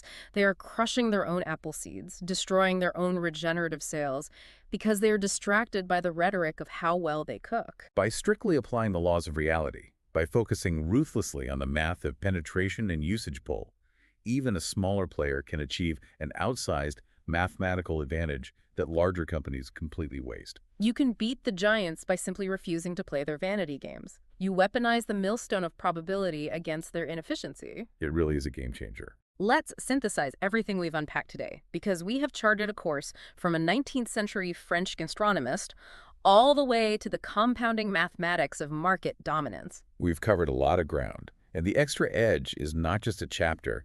It really represents the soul of this text. It forces us to confront an uncomfortable truth that many creatives actively try to avoid. Advertising is not a canvas for an artist's ego. It is a brutal, measurable instrument of commerce. It is the diesel engine of the business, not the paint job. If the engine doesn't pull the freight, the color of the paint doesn't matter. Exactly. By trusting the slow-grinding millstone of probability over empty rhetoric and focusing ruthlessly on optimizing your penetration, getting the message clearly into the consumer's head, and your usage pull, giving them a powerful, unadulterated reason to buy, you don't just get a marginal bump in sales. You engineer a sequential compounding multiplier. You force a $3 million budget to do the work of $4 million. And most critically, by capturing that extra edge, you protect the genetic future of your business. You create a regenerative chain reaction of sales that acts as an invisible multiplier for your business, ensuring that the baby is born, the lineage continues, and the long-term compounding revenue of your company is secured. It is a mathematical advantage waiting in plain sight for anyone disciplined enough to claim it. However, this entire framework rests on an assumption that we must challenge. Oh, here we go. We have spent this deep dive proving how incredibly valuable it is to get your message into a consumer's head to spark that regenerative sale. But human memory is a finite resource. The brain is not an endlessly expanding hard drive. It is a crowded, noisy, deeply constrained environment. It's zero-sum real estate. Exactly. Which forces us to ask a highly provocative question. We know the math of getting into their head, but what happens when your competitor, perhaps one of those well-funded giants who realizes they're losing market share, decides to try and forcefully shove their message into the exact same limited space in the consumer's brain? Man, that's a terrifying thought. Now that we know the exact mathematical value of getting into the consumer's mind, we have to figure out how to survive there. So next time, we'll dive into the shocking, volatile truth about the life expectancy of advertising and why your greatest campaign might vanish into thin air faster than you ever thought possible. So I want you to imagine that you've really spent like 5 years and $25 million building this massive, towering skyscraper. Okay, wow. That is a massive investment. Right. It's huge. You've poured thousands of tons of concrete, you've framed this incredible steel skeleton, and you've installed all these gleaming glass windows that, catch the afternoon sun perfectly. Sounds like a masterpiece. It is. It's an absolute monument to your hard work. You fought for the permits, hired the best architects, and finally, after half a decade of just grueling labor, you're putting the finishing touches on the ground floor. Well, that's the best part, right before it opens. Exactly. You are literally right about to cut the ribbon, open the doors to the public, and then you just make a decision. You call in a demolition crew. Wait, what? Yeah. You bring in the wrecking balls, you level the entire multi-million-dollar structure to the dirt, clear the rubble, and you just start pouring a brand new foundation. That makes absolutely no sense. Why would anyone do that? Well, because you walked in one morning and decided, you know what, I'm just a little bored of the lobby design. That is insane. When you frame it like that, it sounds like absolute madness. It really does. You'd think a person who did that should be removed from their position by the board of directors immediately. It's financial self-sabotage on a scale that basically borders on the criminal. No, totally. And yet, this exact pattern of destruction is, well, it's actually one of the most common predictable behaviors in the modern corporate world. And that right there is the core tension we are tearing apart today. We are talking about some of the most brilliant, highly educated minds in business who routinely commit this exact act of catastrophic financial self-sabotage. We do it every single day. Every day. It is this ego-driven mistake that just destroys fortunes, it wipes out market share, and it leaves executives completely bewildered as to why their sales are plummeting. And the tragedy is, it all stems from a fundamental, a really deep-seated misunderstanding of how human memory actually functions. Yeah, the irony is that in the high-pressure, incredibly competitive world of business and advertising, there is this overwhelming, almost primal urge to be original. Oh, everyone wants to be the innovator. Exactly. Yeah. You want the applause of your peers, you want the design awards, the glowing write-ups in all the industry magazines, but that desperate desire for originality almost always directly cannibalizes the actual primary goal of the business. Which is what? Just being effective? Right. Being effective and actually memorable to the end consumer. So today, for this deep dive, we are exploring a profoundly important concept. It was established by the legendary advertising pioneer Reeves, and it's known as the multi-million-dollar error. It's such a great title for a concept, too. It really is. And our mission today is straightforward but critical for you listening. You are going to learn why this relentless, impulsive desire to change your core message destroys your hard-earned brand equity. It just wrecks it. Right. And more importantly, we're going to unpack why mastering the psychological discipline of brutal consistency is your ultimate superpower. So whether you're an entrepreneur scaling a startup, an executive managing a legacy brand, or, simply someone trying to understand how ideas actually take root in the public mind, this concept is going to completely rewire how you view communication. I really believe that. Yeah. To truly grasp the magnitude of this error, though, we have to look past the boardroom. We need to examine the actual landscape of the human mind. Okay, I like that. Where do we start? We need to define exactly what it is that these companies are destroying when they swing those metaphorical wrecking balls. Reeves introduced a metric that strips away all the vanity of marketing, and he called it penetration. Okay, let's unpack this word, penetration. Because in the modern era, we hear about, impressions, click-through rates, reach, frequency. Metrics, all of that. Yeah, this whole alphabet soup of data. So where does penetration fit into that, and what are we actually measuring here? Well, we really need to separate penetration from all those modern vanity metrics you just listed.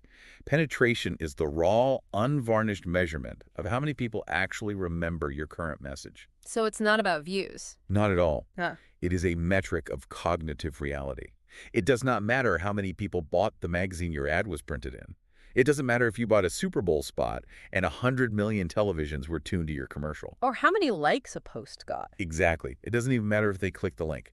Penetration simply asks, if I stop a random person on the street, how many of them can actually recall the specific idea you paid to put into their head? Oh, wow. So it's a strict memory test. It is the memory test. Yeah, And let me tell you, the results are consistently terrifying for the people holding the purse strings. I can imagine. To visualize this, Reeves analyzed a massive data set, and he constructed this stark, almost intimidating chart. So I want you to imagine a simple graph in front of you. And on this graph, there are 78 solid black bars standing side by side. Okay, just a lineup of bars, kind of looking like a city skyline. Right, but a very uneven skyline, because each one of these 78 bars represents one of the biggest, most heavily funded packaged goods advertisers in the United States at the time. We're talking the titans of industry. Absolutely. The biggest soaps, the dominant cereals, toothpaste, household cleaners, these are brands with basically limitless resources. Okay, I'm picturing it. So on the far left of this chart, you have the highest bar. This single advertiser has successfully driven their core message into the heads of 78% of the population. 78%. Wait, stop and think about that for a second. Almost 8 out of every 10 people walking around know exactly what this brand's message is. Right. That is just cultural omnipresence. It is the absolute pinnacle of cognitive real estate. Yeah. But the chilling part of the chart, the part that really scares marketers, is when you look at the far right. The lowest bar. The lowest bar in this lineup of 78 giants. That advertiser, despite being a massive, well-funded corporation, has only managed to penetrate 1% of the population. Okay, wait, let me challenge that, because my immediate thought is that this has to be an apples to oranges comparison, right? Right. Doesn't every brand eventually hit a natural ceiling based on their target demographic? That's what a lot of people think. Yeah, because surely that 1% brand is just a niche product. Like if I'm selling high-end left-handed golf clubs, I only need 1% of the population to know who I am. Comparing that to a brand that sells everyday laundry detergent, that just feels like a flawed premise. And that right there is the most logical assumption to make. But it's also exactly why so many companies fail to diagnose their own problem. Because the data completely obliterates that excuse. Really? Yes. Every single one of the 78 bars on this chart represents a massive mass-market mainstream brand. Oh, wow. So none of these are niche products. None of them. Furthermore, they were all operating with massive budgets. We're talking an average of around $5 million a year. And 5 million mid-20th century dollars is what, like 40 or 50 million today? Easily. These companies are spending an absolute fortune. And they are buying the same television slots, the same radio airtime, the same magazine spreads. So they have the same access to the public. Exactly. So this disparity on the chart, from 78% all the way down to a measly 1%, it has absolutely nothing to do with the product being a niche item. And it has nothing to do with a lack of funding. Then what is it? The data points to a far more uncomfortable truth. It's entirely about the efficiency and the consistency of the message itself. There is actually a specific case history in this research where one advertiser was spending $2 million a year, and they were only reaching 5% of the people. Okay. Meanwhile, their direct competitor, who was selling the exact same type of product, was spending less money, but they had registered their story with over 60% of the people. Wait, let me make sure I'm doing that math right. The competitor spent less money, but they put their message into, what, 1,200% more heads? 12 times the cognitive penetration. And they got it at a discount. That is wild. It just completely shatters the illusion that media buying is just a math equation of dollars to eyeballs. You know, you aren't just buying a billboard on the highway or a banner ad on a website. You are literally trying to rent space inside millions of human heads.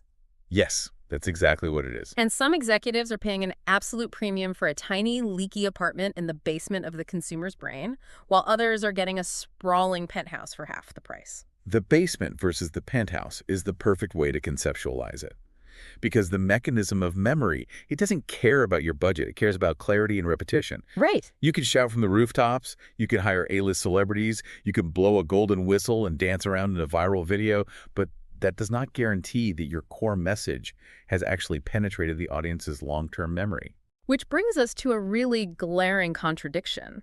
If this penetration, this cognitive penthouse, is so incredibly hard to win and so astonishingly expensive to acquire, why do companies willfully throw it away?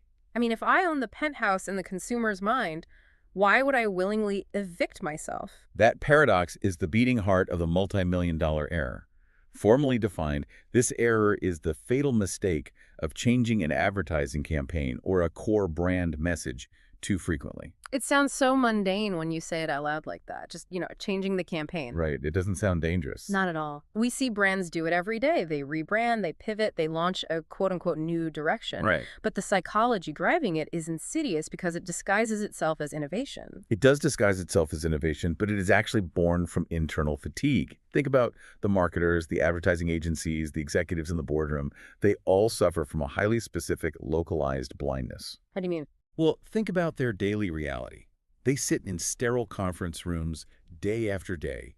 They look the same mock-ups, review the same slogans, watch the same commercial edits literally hundreds of times before they ever even air. Oh, I see. And eventually, a very predictable human reaction occurs. Someone at the head of the table sighs and says, this story is worn out. Or they use those great corporate buzzwords, right? Like, the public is getting bored. Or, we need to put new pep into our brand profile. We need to modernize our narrative for the next quarter. Exactly. The justifications are endless, but the result is always exactly the same. And Reeves uses two brilliant analogies from Greek mythology to explain the futility and really the sheer tragedy of this executive mindset. Oh, I love a good mythology analogy. What's the first one? The first is the myth of Sisyphus. Right, the guy cursed to roll the boulder up the mountain for eternity. Exactly. So Sisyphus was condemned by the gods to push this massive, heavy boulder up a steep hill. It requires agonizing, backbreaking, just relentless effort. He pushes and pushes, inch by inch, and right as he gets the boulder to the very top, Right before he wins. right as he is about to succeed, it slips from his grasp and rolls all the way back down to the bottom of the valley. Now, in the context of business, building penetration is pushing that boulder up the hill. It takes years of consistent messaging and millions of dollars of investment.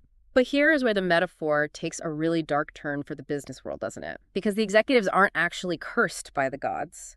Zeus didn't come down and knock the boulder out of their hands. No, they do it themselves. They willingly let go of it. They willingly look at the boulder at the top of the hill, decide they don't like the color of it anymore, and just kick it back down to the bottom so they can start over with a new, differently shaped rock. They voluntarily watch all that hard-earned penetration reset to zero. You're hitting on the exact paradox. They think they're being visionary by changing the campaign. They genuinely believe they are being dynamic leaders. But they are completely disconnected from the reality of the consumer. Because they've seen it a million times. Right.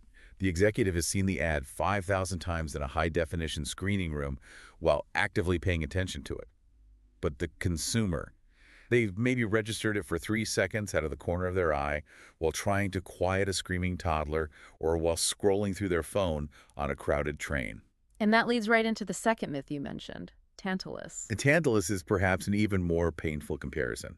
So he was condemned to stand in a pool of clear, fresh water, just dying of agonizing thirst. But every single time he stooped down to take a drink, the water would rapidly recede into the ground, leaving him parched. Oh, that's just the ultimate tease. So close, yet physically impossible to grasp. And advertisers do this to their own customers. How? They build up a campaign over months or years. They educate the market. They get the public right on the verge of truly understanding the product, internalizing the message, and actually forming a purchasing habit. Okay, I see where this is going. And then right as the consumer's about to take that drink, right as the message is finally clicking, the advertiser gets bored and changes the message.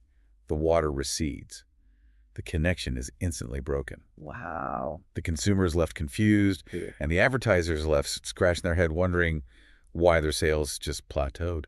So for you listening, whether you are managing a massive corporate budget or trying to scale a local plumbing business or even just, building your own personal brand online, you have to internalize this reality.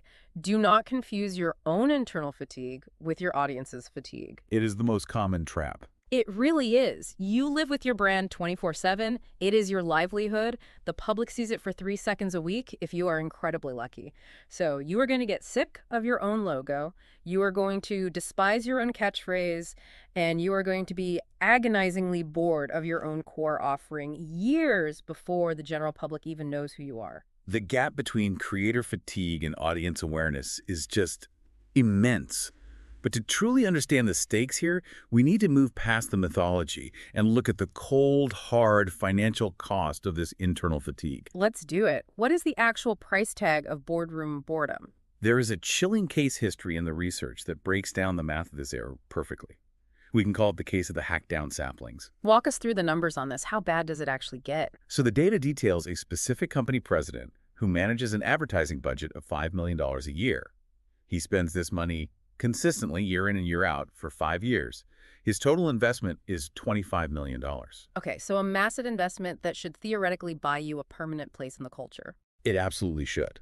But every single year, right around the time the annual budget is approved, this president experiences what the researchers generously call a fresh burst of discontent. Or perhaps a fresh burst of genius. Right, whatever label he wants to put on it to feel better.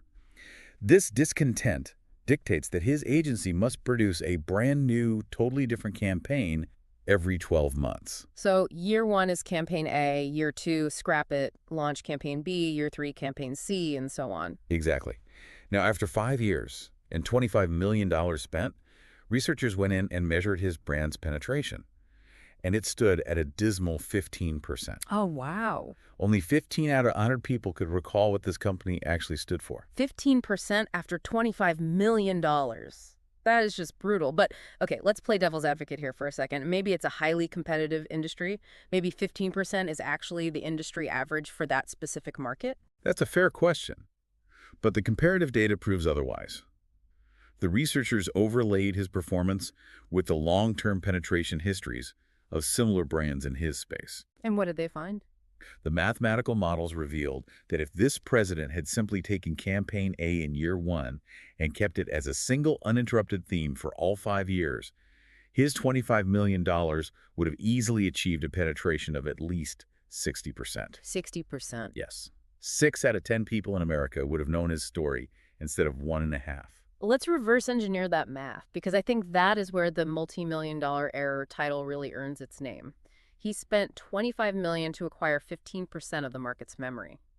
If he had kept a consistent message, how much would it have actually cost him to get that exact same 15%? Well, based on the trajectory of consistent campaigns, he could have achieved that 15% penetration in roughly a year and a half, spending just over $6 million. Oh my goodness. So he essentially paid $25 million for something he could have bought for $6 million.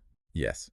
He evaporated almost $19 million, which again is closer to $200 million in today's money, simply because he couldn't sit still in a chair and let a campaign run its course. He just incinerated the capital. And this brings us to the sapling analogy, which I find to be one of the most vivid and accurate descriptions of corporate mismanagement. The researchers observed that executives who behave this way are essentially engaged in the business of cutting down their own trees. I love this visual. It's so perfect. You plant a seed in the ground. That's your new campaign. You water it with millions of dollars of ad spend. It sprouts. It grows into a vulnerable little sapling. And just as its roots are finally taking hold in the soil of the consumer's mind, Right as it gets strong. just as it is about to grow straight and tall into a massive oak tree, a new marketing director is hired, or the CEO reads a trendy new business book on a flight, and they literally take a chainsaw to the sapling, they chop it down to the stump, just so they can rearrange the landscaping. And the tragic part is the immediate aftermath. They clear away the chopped down sapling, they plant a brand new seed, and they start the slow, vulnerable growth process all over again. Wow. These companies never get a forest. They never get the towering oak tree that provides shade and dominates the landscape. They just spend millions of dollars cultivating a field of endless, expensive stumps. That is such a haunting image. And if we pull this forward to the modern era, to the landscape of digital marketing and social media, It feels like this multi-million-dollar error has metastasized into a multi-billion-dollar error. Oh, without a doubt. Because the speed of media has increased exponentially, which means boredom sets in even faster. There is this overwhelming, almost frantic pressure to pivot, to rebrand, to chase the latest algorithm change, to adopt whatever visual aesthetic is trending on TikTok this week. The modern digital landscape creates a deeply deceptive illusion of speed because you can change your message instantaneously online. Because you can swap out a banner ad or rewrite a landing page in 5 minutes, there is a fatal temptation to assume you should. Because it's easy. Right. The friction of changing a campaign used to be high. It required reshooting film, buying new ad spots, reprinting physical magazines. Now the friction is basically zero. But here's the biological reality. The human brain hasn't changed. We're still running on the same hardware. Exactly. The neurological mechanics of memory haven't sped up just because our internet connections have. The brain still requires time, repetition, and brutal consistency to carve out a permanent neural pathway. So the practical takeaway for the listener here is a complete paradigm shift in how you view your core messaging. You cannot view your campaigns as disposable content. You have to view your core message as a compounding financial asset. That's a great way to put it. Like, when you leave money in an index fund, it compounds over time, right? The interest builds on the principal, and then the interest builds on the interest. But the moment you change your core message, you aren't just trying a new flavor, you are liquidating the asset. You're cashing out early. You are pulling your money out of the market, paying the penalty, and resetting your compound interest to absolute zero. That concept of liquidating the asset perfectly aligns with the empirical data Reeves gathered. After tracking these specific campaign changes over decades and measuring the resulting predictable drops in public memory, the researchers codified 3 foundational, unbreakable laws of campaign reality. Okay, let's dig into the mechanics of these 3 laws, because this is where the theory becomes real, actionable strategy. What happens the moment a brand actually pulls the trigger and changes their story? Law number 1. Law number 1 dictates that changing a story has the exact same effect on penetration as stopping your money altogether. Wait, I want to make sure I'm hearing this clearly. Are you saying that if I spend $10 million on a totally new, brilliant campaign, the effect on my existing brand memory is identical to if I just fired my marketing team, pulled my budget, and went completely dark? From the perspective of the consumer's memory regarding your original claim, yes. The effect is mathematically identical. That is mind-blowing. Why does that happen? Cognitive psychology explains this through a mechanism called retroactive interference. When you introduce new information, it actively interferes with the retention of previously learned information. So the new stuff overwrites the old stuff. Exactly. By changing your story, you remove the repetition that was holding the old memory in place, and you simultaneously introduce new noise that overwrites it. The old memory begins to decay immediately, regardless of how much money you were spending on the new message. That is a terrifying reality for anyone who thinks a rebrand is a safe bet. You are actively accelerating the decay of your own legacy, which I guess leads us to law number 2, which is the one that I think bruises the biggest egos. Oh, it definitely does. Law number 2 says, a competitor with a less than brilliant campaign will beat your brilliant campaign if they never change theirs and you change yours yearly. This feels like the ultimate tortoise and the hare scenario for business. I mean, I can have the most beautiful, award-winning, cinematic masterpiece of a campaign. It can go viral, it can win Cannes Lion, it can be the talk of Twitter. It can be universally loved. Right. But if I abandon it next year for a new masterpiece, the boring, repetitive, visually uninspiring competitor is going to slowly, surely eat my market share. The data proves it time and time again. Consistency relentlessly beats erratic brilliance. A brilliantly crafted message that is constantly changed is like a series of fireworks. They're bright, they're loud, everybody looks at them, but they quickly fade into the dark. And the consistent one? A mediocre message that is never changed is like a lighthouse. It's not as flashy as a firework, but it just keeps sweeping the same area night after night until every single ship in the ocean knows exactly where the rocks are. I love that. So the lesson is don't strive to be a firework. Strive to be a lighthouse. But that brings us to law number 3, and I'm going to push back hard on this one because it contradicts basically almost everything modern marketing gurus preach today. Law number 3 is definitely the most controversial, even today. It states, a great campaign will never wear itself out unless the product itself becomes completely outmoded. Okay, I have to stop you there. Are you seriously suggesting that audiences literally never get ad fatigue? I mean, let's be real. We have entire software industries built around combating banner blindness. We talk constantly about audience exhaustion, ad skipping, and the need for fresh creative to break through the noise. Like, if I see the same ad on YouTube 5 times, I want to throw my phone across the room. Are you saying human beings don't get tired of seeing the same thing? I know it sounds incredibly counterintuitive, Mm. especially in an era of infinite scroll and instant gratification. But we have to differentiate between a bad or annoying campaign wearing out its welcome and a truly great campaign functioning as a cognitive heuristic. A heuristic, like a mental shortcut. Exactly. Reeves calmly defended this third law with empirical proof, not just theory. He stated that if a truly great campaign actually wore out in the minds of the public, one of two things would have to objectively happen in the data. Okay, what are the two things? Either penetration would drop, meaning the repetitive exposure somehow caused people to forget the message, which violates the basic laws of memory. Right, you don't forget something by seeing it more. Precisely. Yeah. Or the second thing that would happen is sales, what he termed usage pull, would fall because people became actively annoyed and stopped responding to the trigger. And the historical data shows that doesn't happen, even after years of the same ad. It simply doesn't happen with a genuinely effective message. The researchers tracked specific foundational campaigns that ran completely unchanged for 10, 15, even 31 years without ever losing their efficacy or seeing a drop in sales correlation. The idea of ad fatigue for a core truth is largely an illusion generated by the industry's own echo chamber. Okay, let me try to synthesize why that might be true from a human behavior standpoint. Because when I think of brands like Geico, right? 15 minutes could save you 15%. Or Nike's just do it.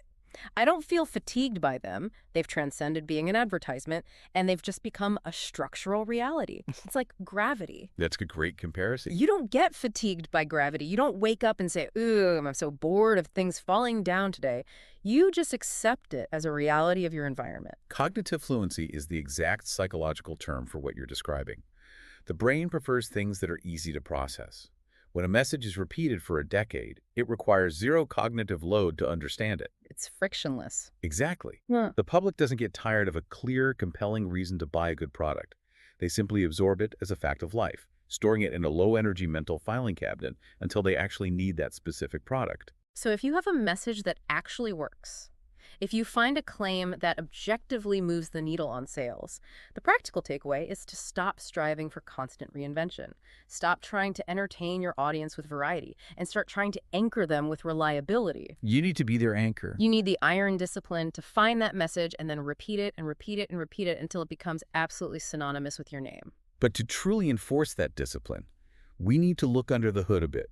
We need to explore the underlying physiological and psychological reasons for why all of this happens. Okay, let's go deeper. We've established that changing a campaign is destructive, but what is the actual mechanism inside the human brain that makes it so fatal?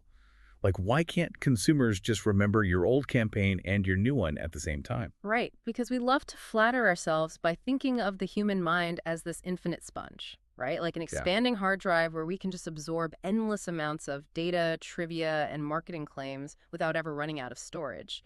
And that assumption is the exact trap that catches almost every modern marketer. In one of the most vital sections of this research, Reeves introduces a concept that defines the cognitive bottleneck of all advertising reality. He calls it no more room in the box. The finite box. This is where the neuroscience really collides with the business strategy. Precisely. The average consumer is exposed to an unbelievable number of brands. Decades ago, when this was written, the researchers cited 30,000 advertised brands competing for attention. Which was huge back then. Right. And today, that number is exponentially higher. And all of that commercial noise is piled on top of the overwhelming, pressing, deeply emotional realities of the consumer's own daily life. Exactly. I mean, when you are trying to talk to your customer, you aren't talking to a blank slate sitting in a quiet, meditative room. Oh. You are talking to a brain that is actively processing their mortgage payment, their looming tax deadline, their kids' report cards. What they're going to make for dinner. Yeah, the funny noise the transmission is making on the way to work, and maybe a fight they had with their spouse that morning. Their cognitive bandwidth is entirely consumed by survival and daily friction. And because of that survival imperative, the human brain cannot and will not act as an expanding universe for marketing messages.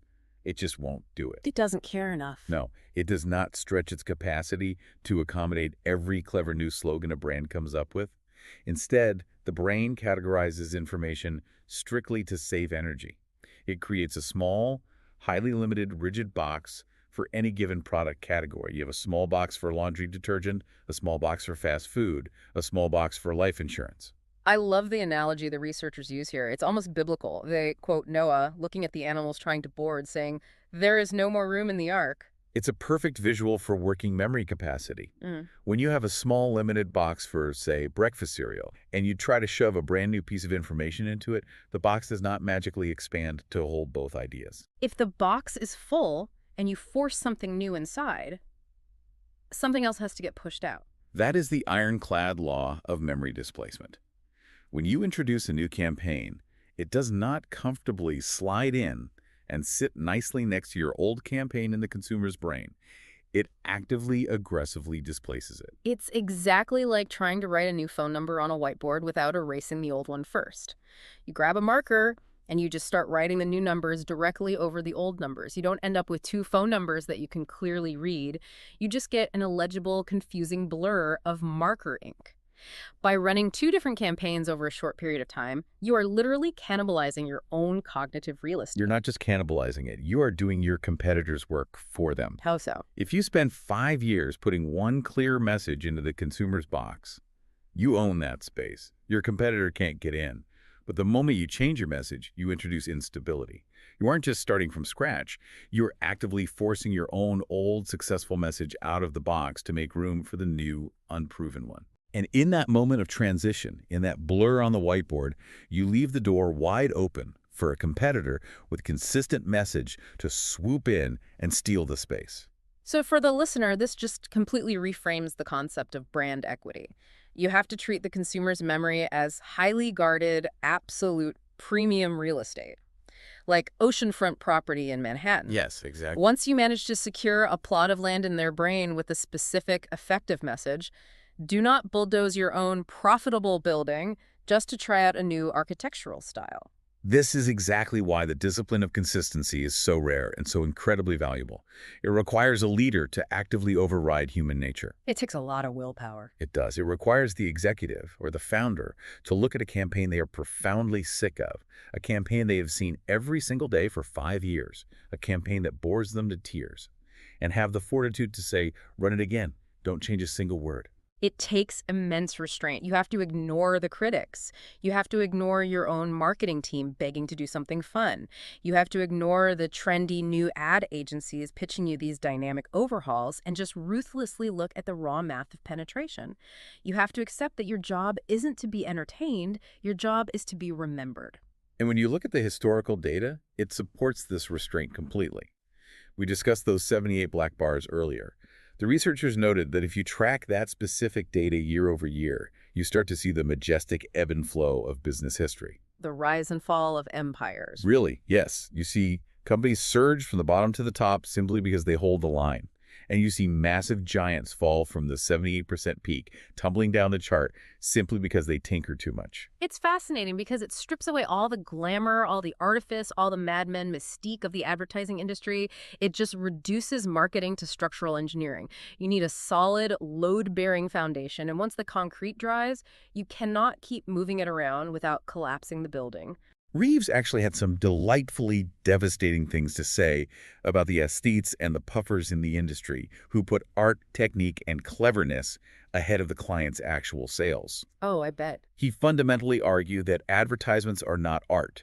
They are purely functional tools, like a hammer or a wrench. Which reminds me of that great historical quote in the research from the Duke of Edinburgh, of all people, talking to an advertising award jury.